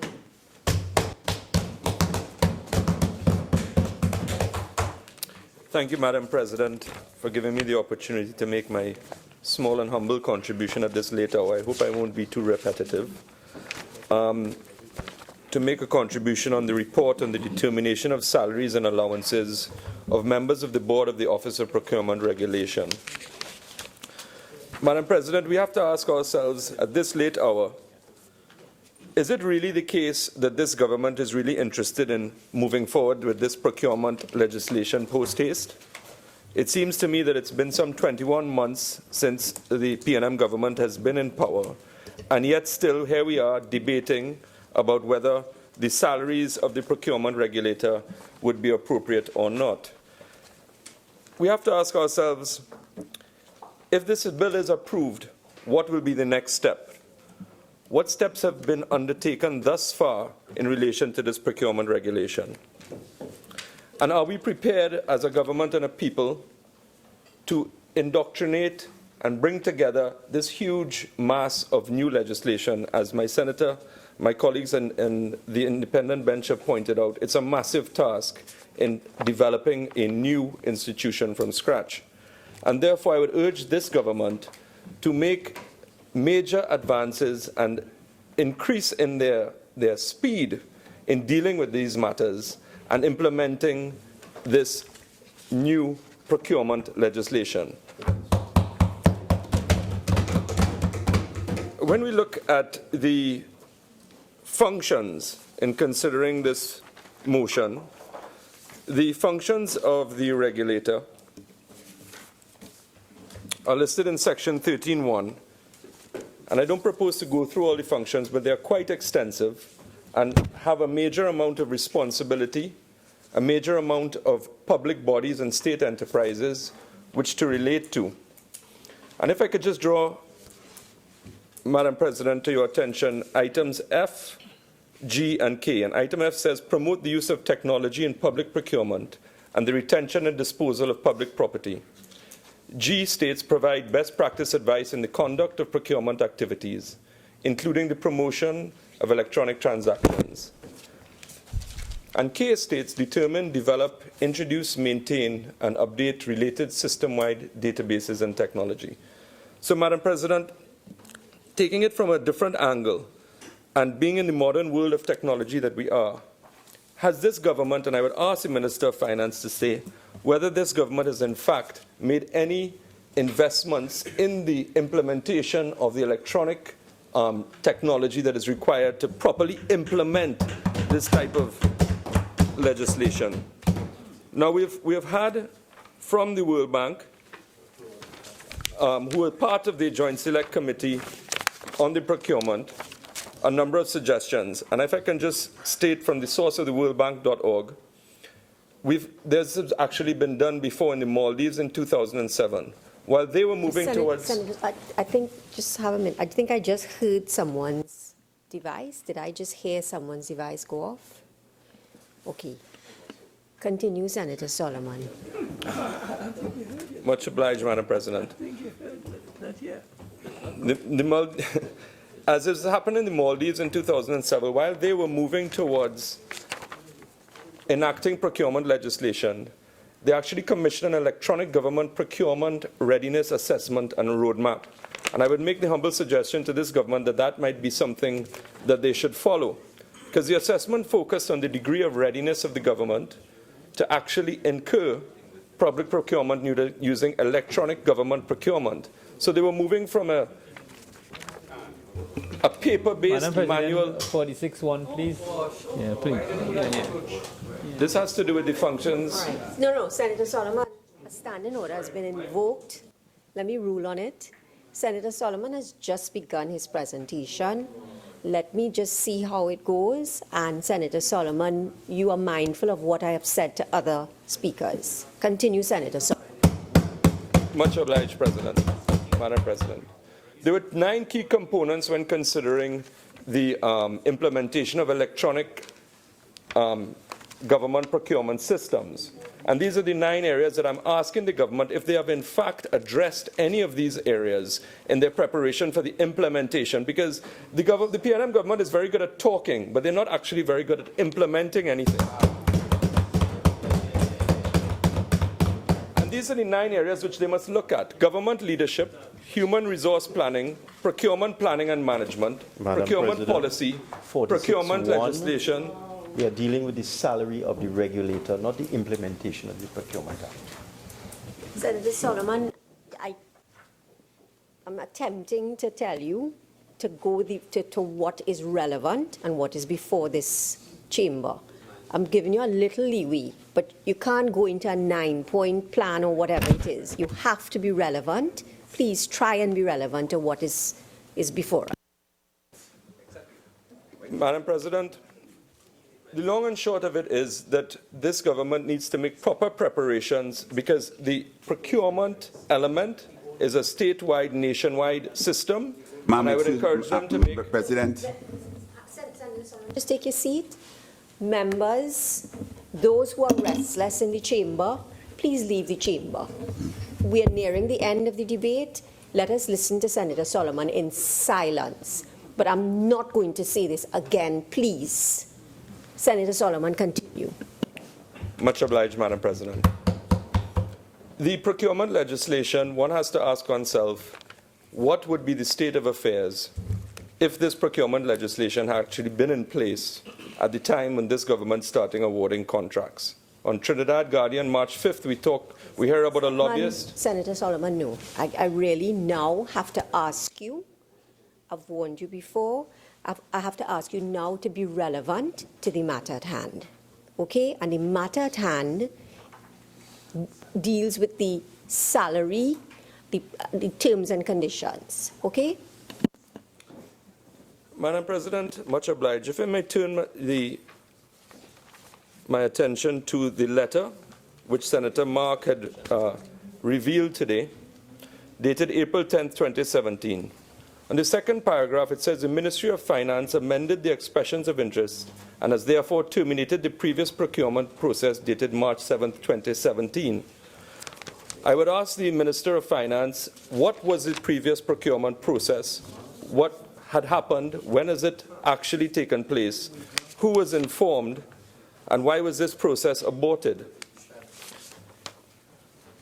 Madam President, the other thing that's interesting is the RFP that is attached to this letter actually deals with, it says that the submissions should be closed by Wednesday, the 19th of April, 2017, which means that this process is actually completed.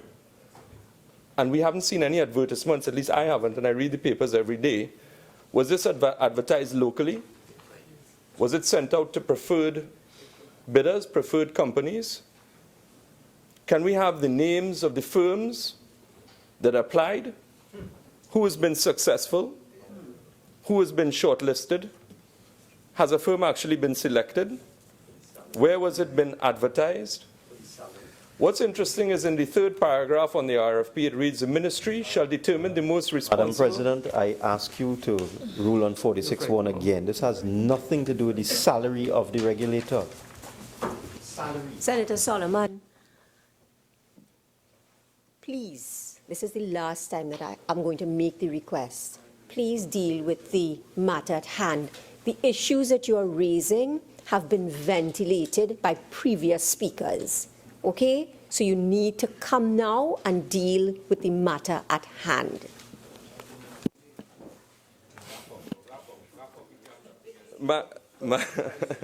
Madam President, the final point I would make is that the Ministry of Finance does not belong in this process, yet still on the last paragraph of the RFP, it says that it reserves the right to reject all proposals. And on that point, Madam President, I rest my case.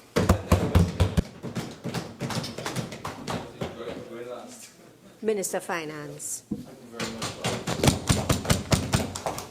Madam President, just let me reiterate some facts.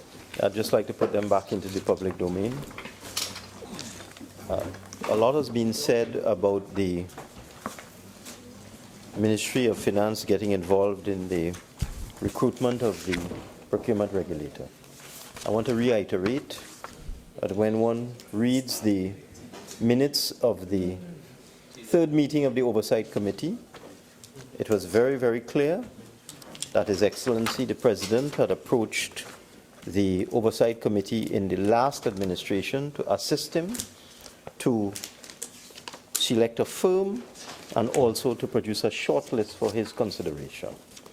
And as Senator Roach has quite succinctly said, the Act is very, very clear. The legislation is very clear that it is the President who appoints the regulator after consultation with the Prime Minister and the Leader of the Opposition. And those words are very well established. The meaning of those words, after consultation with the Prime Minister and the Leader of the Opposition, and what they mean is that it is entirely within the discretion of the President to decide who he wishes to appoint to this particular position. The President is under no pressure, under no direction, or any other influence from any person or body with respect to these types of appointments.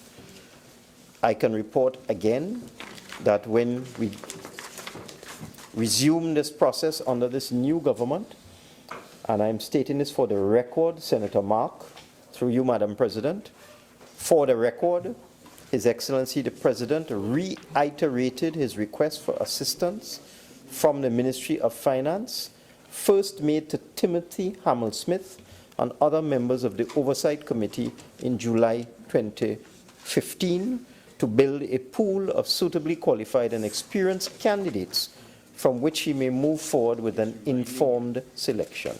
So for the record,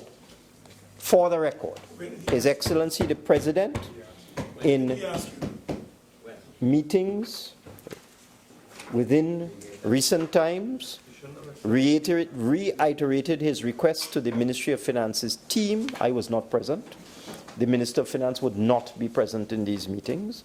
The Minister of Finance, my predecessor, was not present when Timothy Hamel-Smith met with His Excellency in 2015, and this Minister of Finance was not present when the Ministry of Finance's Oversight Committee, the new one, met with His Excellency in 2017, and His Excellency reiterated the request that he be assisted. And the whole point is that whatever assistance may be rendered to His Excellency to allow him to make his decision at the end of the day, as very clearly and succinctly pointed out by Senator Roach, it is the President's decision. We are not involved in the selection process. With respect to the allegation that the Minister of Finance is usurping the power of the President by issuing a request for proposals, I wish to put on the record that the Office of the President submitted comments on the wording of the request for proposals, and 2 staff members from the Office of the President were members of the evaluation team for the selection of the recruitment agency in this year, 2017. So that deals with those issues which were of no foundation whatsoever. Now let me move to all of this furor, noise about what the salary should be. A very wise person sent me a number of messages while members of the opposition were talking today. A very wise, senior, a wise and senior public officer sent me some comments, and I think they capture the misconceptions that there's a view that the regulator will be directly involved in procurement. He will not. The regulator's job is simply to ensure that ministries and departments comply with the procurement regulations.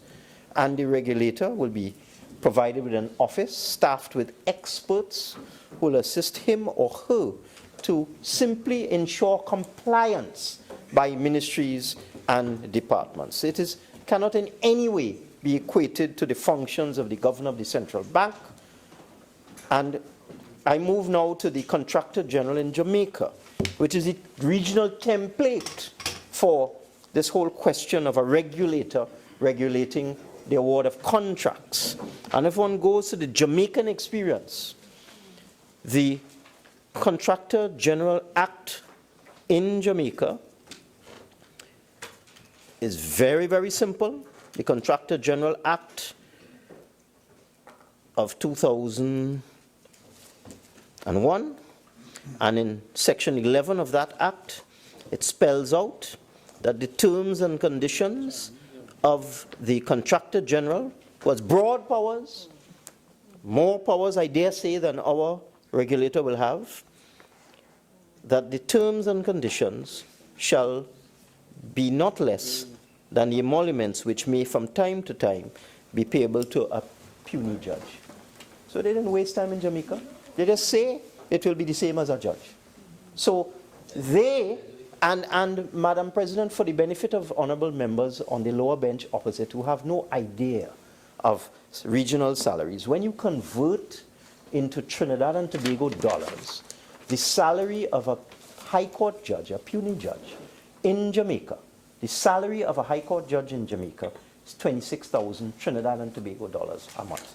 26,000 Trinidad and Tobago dollars a month.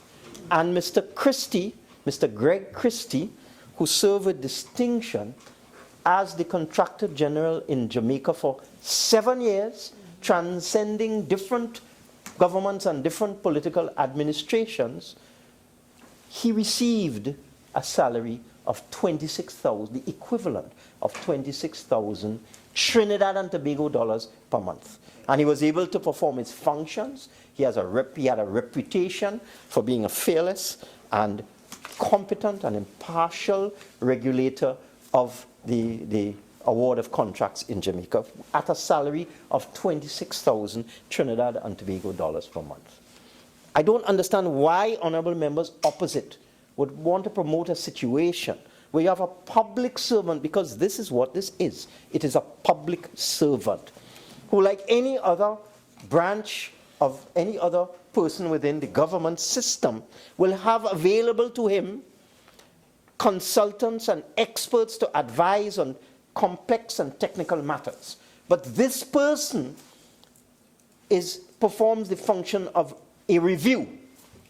All the regulator is required to do is to issue guidelines for the invitation of tenders and the award of contracts, and to review the performance of the various procurement entities within the system as to whether they are complying with the guidelines and the regulations that may be issued with respect to the conduct of the procurement process in the public service. That is what the regulator will be doing. And there, I can assure you, there'll be a long line of people, highly competent citizens of Trinidad and Tobago, who would most certainly apply for this job with this package of $85,000 per month. There'll be a long line of distinguished, honorable persons of high moral integrity and high character, an unblemished reputation, with the necessary competence. Mr. Christie in Jamaica was a lawyer, but we may get an attorney with some experience in procurement. We may get a practitioner in the field. We may get somebody with qualifications in procurement. But I can assure you, there will be a long line of highly distinguished and competent Trinidadians and Tobagonians who will be applying for this job and who will be happy to do this public service for a compensation package of $85,000 per month. You cannot equate a regulator, somebody who is simply performing a review function and not engaging in procurement themselves.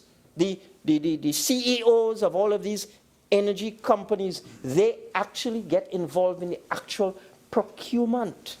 The CEO of Petrotrin, the president of Petrotrin, is involved in the procurement of thousands of barrels of oil, of millions of dollars, the actual tendering and decision-making and selection and award of contract for the procurement.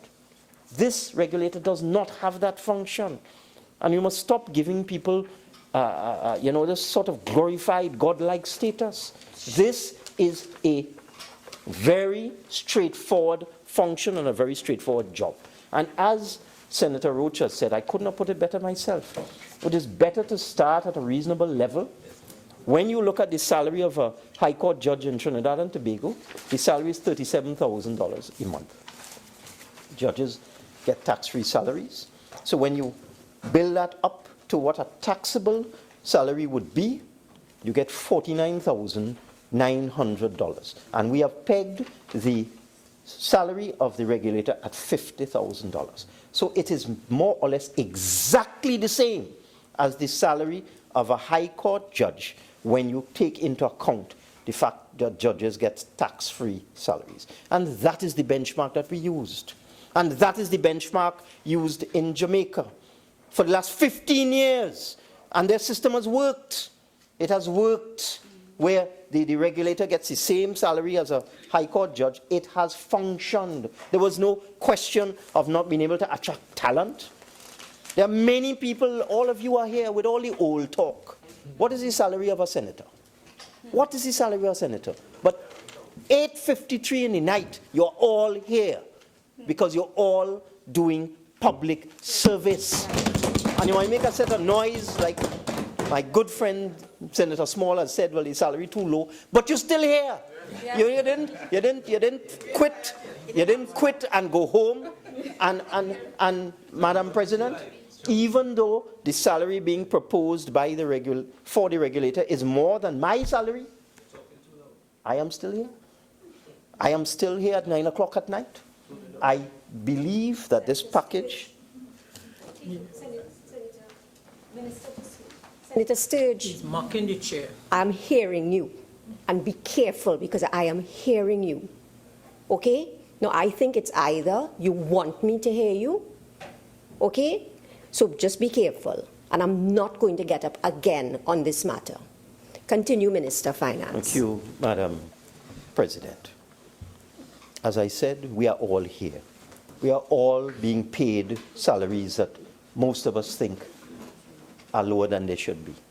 But we're here because we want to do public service. We want to give back to our country. At least that is what I believe. Whether it is members of the UNC or members of the independent bench or members on my side, I believe we are all here because we want to give back to our country. This is an important job, what we do here. Yeah. And I expect that the person who is finally selected as a regulator would have the same mindset, would understand this is an important job. And they would want to give back to their country and ensure integrity and morality in the conduct of public affairs. I believe these terms are perfectly adequate. As Senator Roach has pointed out, the country is going through difficult times. And it is better to peg these terms and conditions at a particular level. And in the future, and I'm serving notice, I will, at some point in time in the future, come and seek the approval of the Senate to amend that particular section so that it is by way of negative resolution and there can be periodic reviews and adjustments to the salary and allowances of the regulator and the Board of Procurement Regulation. I am serving notice that I intend to come and seek the approval of the Senate for that, because that is how it should be. So as the country's situation improves, as the economy improves, we can revisit this. But right now, at this point in time, for a public servant, for somebody doing public service at the highest level, I think this package is more than adequate, and I ask for the approval of all senators present. I thank you, Madam. Minister, there's certain words that you have to use. Certainly.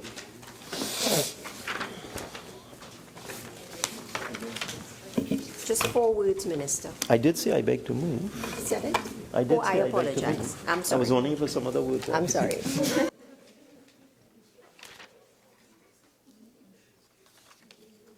Honourable Senators, I will now put the question.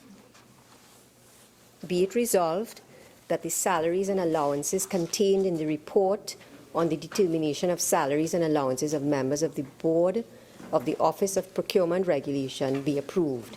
Those in favour say aye. Aye. Those against say no. No.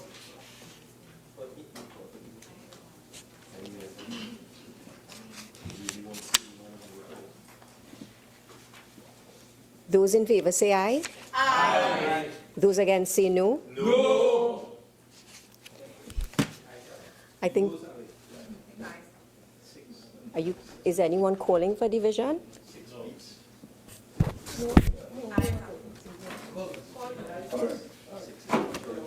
Madam, could I apologize?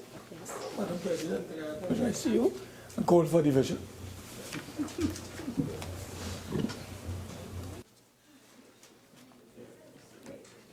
Mr. Khan? Yes. Mrs. Gobi-Schoon? Yes. Mrs. Batiste Primus? Yes. Mr. Rambharat? Yes. Mr. Sinanan? Yes. Mr. Moses? Yes. Mr. Hussain? Yes. Mr. Henry? Yes. Dr. Henry, sorry.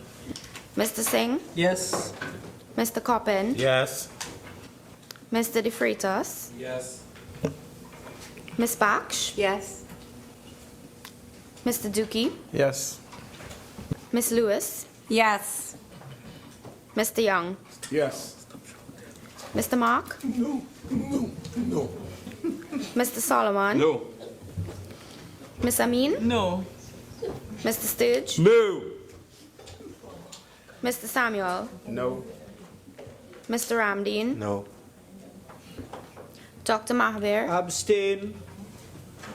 Mr. Roach, Yes.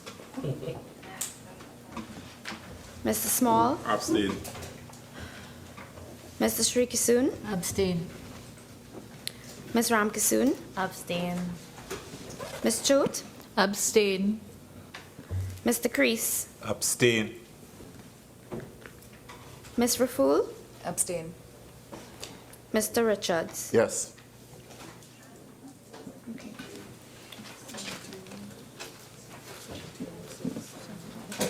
Go ahead. Madam President, the results of the divisions are as follows: 17 for, 6 against, and 7 abstentions. Honorable Senators, the results of the division are as follows. 17 members voted for the motion, 6 voted against, and there were 7 abstentions. The motion, therefore, has been approved.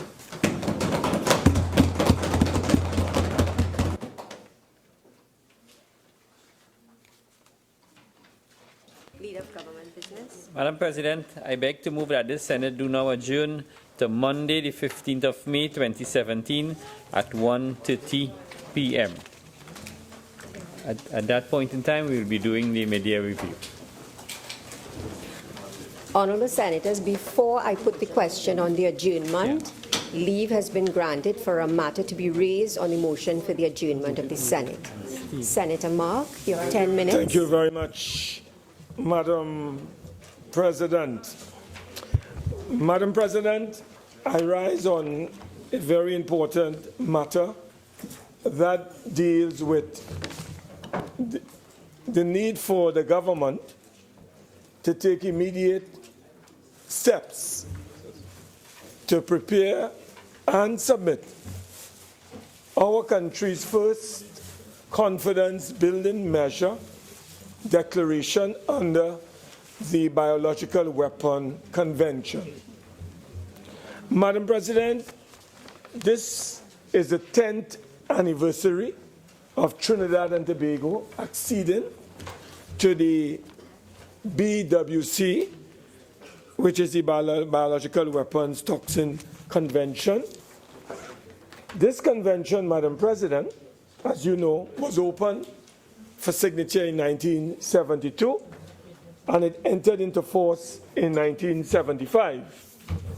Currently, there are some 175 states parties to the BWC.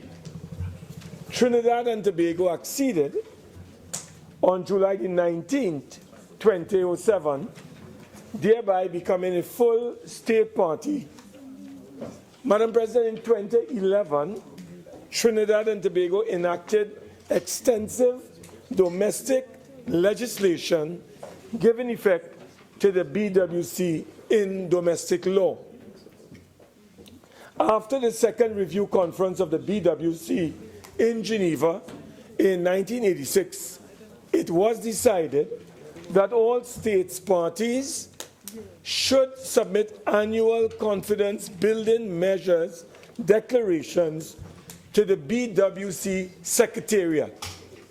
These declarations provide an important means for states parties to update the BWC Secretariat on ongoing steps taken by these state parties to ensure compliance with obligations under the BWC itself. Madam President, for example, we in Trinidad and Tobago, regrettably, has yet to submit a CBM, which is the Confidence Building Measure Declaration, to the BWC Secretariat, notwithstanding the fact that it has been a BWC state party for 10 years. Madam President, there is growing concern and indeed considerable consternation within the international community of emerging evidence that certain non-state actors, including terrorist groups, may be seeking to acquire biological weapons or biological weapons manufactured capability, including ISIS, and we know we have a lot of nationals fighting with ISIS, Boko Haram, and Al-Shabaab. Here in Trinidad and Tobago, we have a particular challenge at the present time with the relatively high documented number of individuals leaving Trinidad and Tobago to join ISIS in Iraq and in Syria. Madam President, whilst Trinidad and Tobago has acceded to the BWC and has introduced extensive domestic legislation in 2011, what has happened is that non-state parties have been accessing and acquiring weapons of a biological nature which can do a lot of harm to states and to our region. So the time has come when Trinidad and Tobago must be able to live up to its obligation through its submission of its CBM declaration to the Secretariat. Madam President, what is also very noteworthy is that Trinidad and Tobago has a very important leadership role to play vis-a-vis other CARICOM states. Madam President, as a host country, Trinidad and Tobago is the head office of the Caribbean Public Health Agency, CARFA, which has received important support from the government of Canada in 2014 and up to this time as we speak. And therefore, Madam President, this is an additional reason why Trinidad and Tobago should take steps to remedy this long oversight period and to take immediate steps to prepare and to submit Trinidad and Tobago's first confidence building measures declaration under the BWC during the course of the 10th anniversary of us becoming a state party to this crucial international treaty, which, as I said, Madam President, represent a clear danger to humanity. Madam President, I saw in the Independent newspaper of London, which was sometime in 2003, to tell you, for instance, what was happening on the soil of TNT. The headline was, Trinidadian Islamic group threatens to use chemical and biological weapons.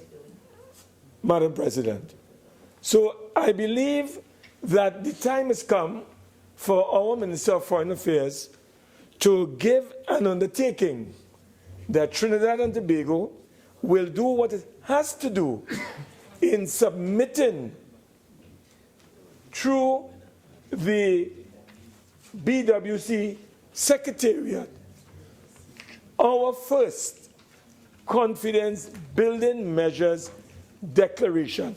Madam President, that would go a long way in assuring not only the world, but we as a leader in the Caribbean, that we are taking our responsibilities under the Biological, Bacteriological, Toxin, Weapon Convention very seriously, given the challenges that we face, and the world face, and even our region face, in the area of chemical and biological weapons that could be placed in the hands of non-state actors. And we, as I said, ISIS is one of them, The next one in Somalia, and you have Boko Haram, and you have a lot of Trinidadians, Madam President, as I said, who have gone to Syria and Iraq, and they have been exposed to training in chemical and biological weapons, and they are returning to TNT. So I raise this matter, Madam President, to get a response from the Honorable Minister of Foreign Affairs as to how Trinidad and Tobago is going to be dealing with this matter. And as we are celebrating our 10th anniversary, it would be a very appropriate moment for us to really submit our CBM, which is a confidence building measures declaration under the Biological Weapons Convention. I thank you very much, Madam President. Minister of Foreign and CARICOM Affairs. Thank you very much, Madam President. I'm pleased to have the opportunity to provide an update on Trinidad and Tobago's efforts to comply with the stipulations of the Convention on the Prohibition of the Development, Production and Stockpiling of Bacteriological and Toxin Weapons and on their destruction, commonly known as the Biological Weapons Convention, or BWC, or sometimes known as Biological and Toxin Weapons Convention, BTWC. The convention opened for signature in 1972 and entered into force in 1975, effectively prohibits the development, production, acquisition, transfer, retention, stockpiling, and use of biological and toxin weapons, and is a key element in the international community's efforts to address the proliferation of weapons of mass destruction. In June 2007, the government of Trinidad and Tobago agreed to accede to the convention on the prohibition of the development, production, and stockpiling of bacteriological and toxin weapons and on their destruction. The implementation of and adherence to the provisions of international conventions not only require the support of the political directorate, but also the collaboration of several ministries and the development of the technical and legal capacity to administer effectively and comply with such obligations. Madam President, Article 1 of the Convention requires states parties to not develop, produce, stockpile, or acquire microbial or biological agents or toxins of types and in quantities that have no justification for prophylactic, protective, or other peaceful purpose. The prohibition is further extended to weapons, equipment, and means of delivery designed to use such agents or toxins for hostile purpose. Article 2 imposes on states parties an obligation to destroy or divert to peaceful purposes all toxins, agents, weapons, equipment, and means of delivery in its possession or under its control. Additionally, under Article 2, a state party undertakes not to transfer any of the agents, toxins, weapons, equipment, or means of delivery specified in Article 1 of the Convention. I go further, Madam President, by referring to Article 4 of the Convention. Each state party shall take necessary measures to prevent and prohibit the development, production, stockpiling, acquisition, or retention of the agents, toxins, weapons, equipment, or means of delivery, as specified in Article 1 of the said convention. In order to fulfill these obligations, Madam President, Trinidad and Tobago needed to enact legislation and adopt administrative measures to ensure that the provision of the conventions are implemented effectively, domestically, that is. Notably, this convention provides for cooperation, consultation, and scientific exchange among state parties. States are obliged to consult and cooperate with one another in resolving any issues which may arise regarding the objective or application of the provisions of the convention. Such consultation and cooperation may also be undertaken within the framework of the United Nations in accordance with the Charter. Madam President, additionally, state parties to the Convention undertake to participate in the fullest possible exchange of equipment, materials, and the scientific and technological information for the use of bacteriological agents and toxins for peaceful purpose. The Convention requires each state party to affirm the stated objective of effective prohibition of chemical weapons. In this regard, it is noteworthy to mention that Trinidad and Tobago has ratified the Convention on the prohibition of the development, production, stockpiling, and use of chemical weapons and on their destruction. This convention entered into force for Trinidad and Tobago on June the 24th of the year 1997. The recent advances made in biotechnology have led to the hostile use of biological agents to cause poisoning and deliberate disease. A disease outbreak in one territory poses a threat to all neighboring countries. In light of recent attacks and threat of attacks involving use of biological agents, the Ministry is of the view that the universal application of the Convention is crucial to its effective implementation. Accession by Trinidad and Tobago to the Biological and Toxin Weapon Convention does not only reflect the country's condemnation of the hostile uses of biological agents and toxins, but also serves to demonstrate its commitment to international humanitarian law norms, as well as to international peace and security. Madam President, submitting a confidence-building measure, or CBM, declaration is a reporting requirement of all state parties to the BWC. Furthermore, it is also indicative of Trinidad and Tobago's political assurance of upholding its commitment to promote international cooperation in the field of peaceful biological activities. Since acceding to the Convention in 2007, Trinidad and Tobago has not yet submitted a CBM declaration under the Convention. However, Trinidad and Tobago remains committed to the principles of peace, security, and, as part of its Vision 2030, recognizes the inextricable link between security and development. Although a declaration has not yet been filed, Trinidad and Tobago has been attempting to build its human resource capacity to undertake the commitment. The Ministries of Health and National Security have participated in regional capacity building activities which were held to reinforce the capacity of states parties to implement their obligation of the BWC in the areas of legislation, control regimes, regulations, guidelines, and enforcement.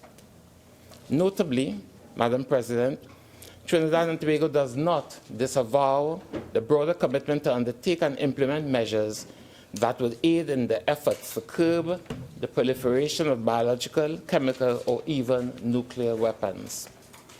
The government acknowledges that in order to demonstrate its commitment as a responsible member of the international community, fulfilling requirements such as these are of critical importance.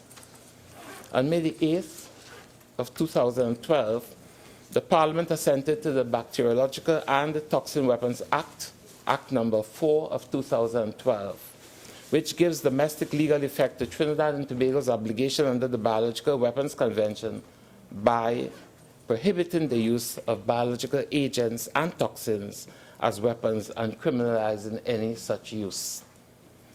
The Act also gives the Ministry of National Security the mandate to establish the Bacteriological and Toxin Weapons Committee. The Ministry of National Security is now in the process of finalizing the regulations to be made pursuant to the Act, which will later be submitted to Parliament for its approval. The regulations shall be subject to the negative resolution of Parliament. Thereafter, the Act will come into operation after it has been proclaimed by the President. The next steps involve moving towards the submission of the declaration, the CBM declaration that is, and for the nomination of a national contact point to have the responsibility of collating the final declaration for submission to the implementation support unit of the BWC Secretariat. The national contact point is expected to coordinate national implementation of the convention, communicate with other state parties and relevant international organizations, facilitate information exchange of universalization efforts, and prepare submission of the CBMs. Given the inherent nature of this convention, Madam President, and other like-minded obligations, the efficacy of the national focal point is dependent on collaborative effort and support provided by other domestic focal points within the relevant government agencies and ministries that have a tangential role in the implementation of the Biological Weapons Minister, Convention. your time is up. Allow me to thank you very much. I was just about to end. Thank you. Honourable Senators, the question is that this Senate to now adjourn to Monday, the 15th of May, 2017 at 1:30 p.m. All in favour say aye. Aye. Any against? No. Division.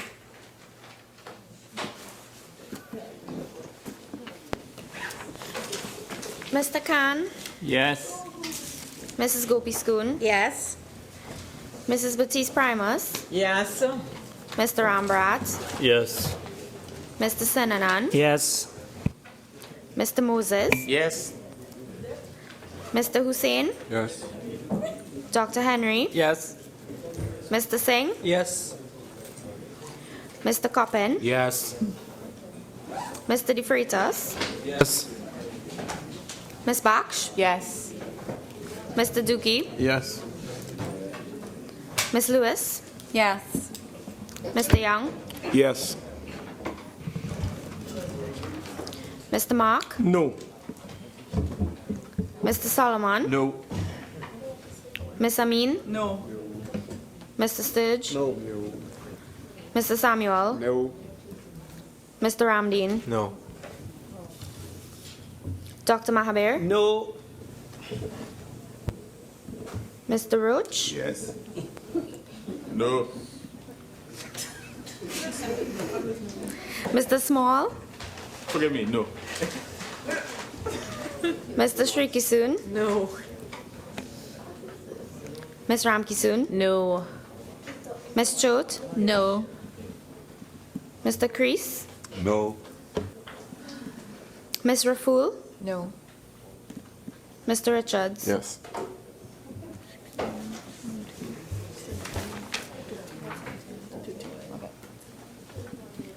Madam President, the results are 17 for and 13 against. No abstentions. Honourable Senators, the results of the division are as follows. 17 members voted for the adjournment to Monday, the 15th of May. 13 voted against, and there were no abstentions. Before I just make my final statement about adjourning the Senate, may I just point out to members that each senator is entitled to his or her vote. And when the vote is announced, it should not be in parliamentary practice, should not be met with any sort of reaction. And I've seen some reactions, and I will leave it at that. This Senate now stands adjourned to Monday, the 15th of May, 2017 at 1:30 p.m.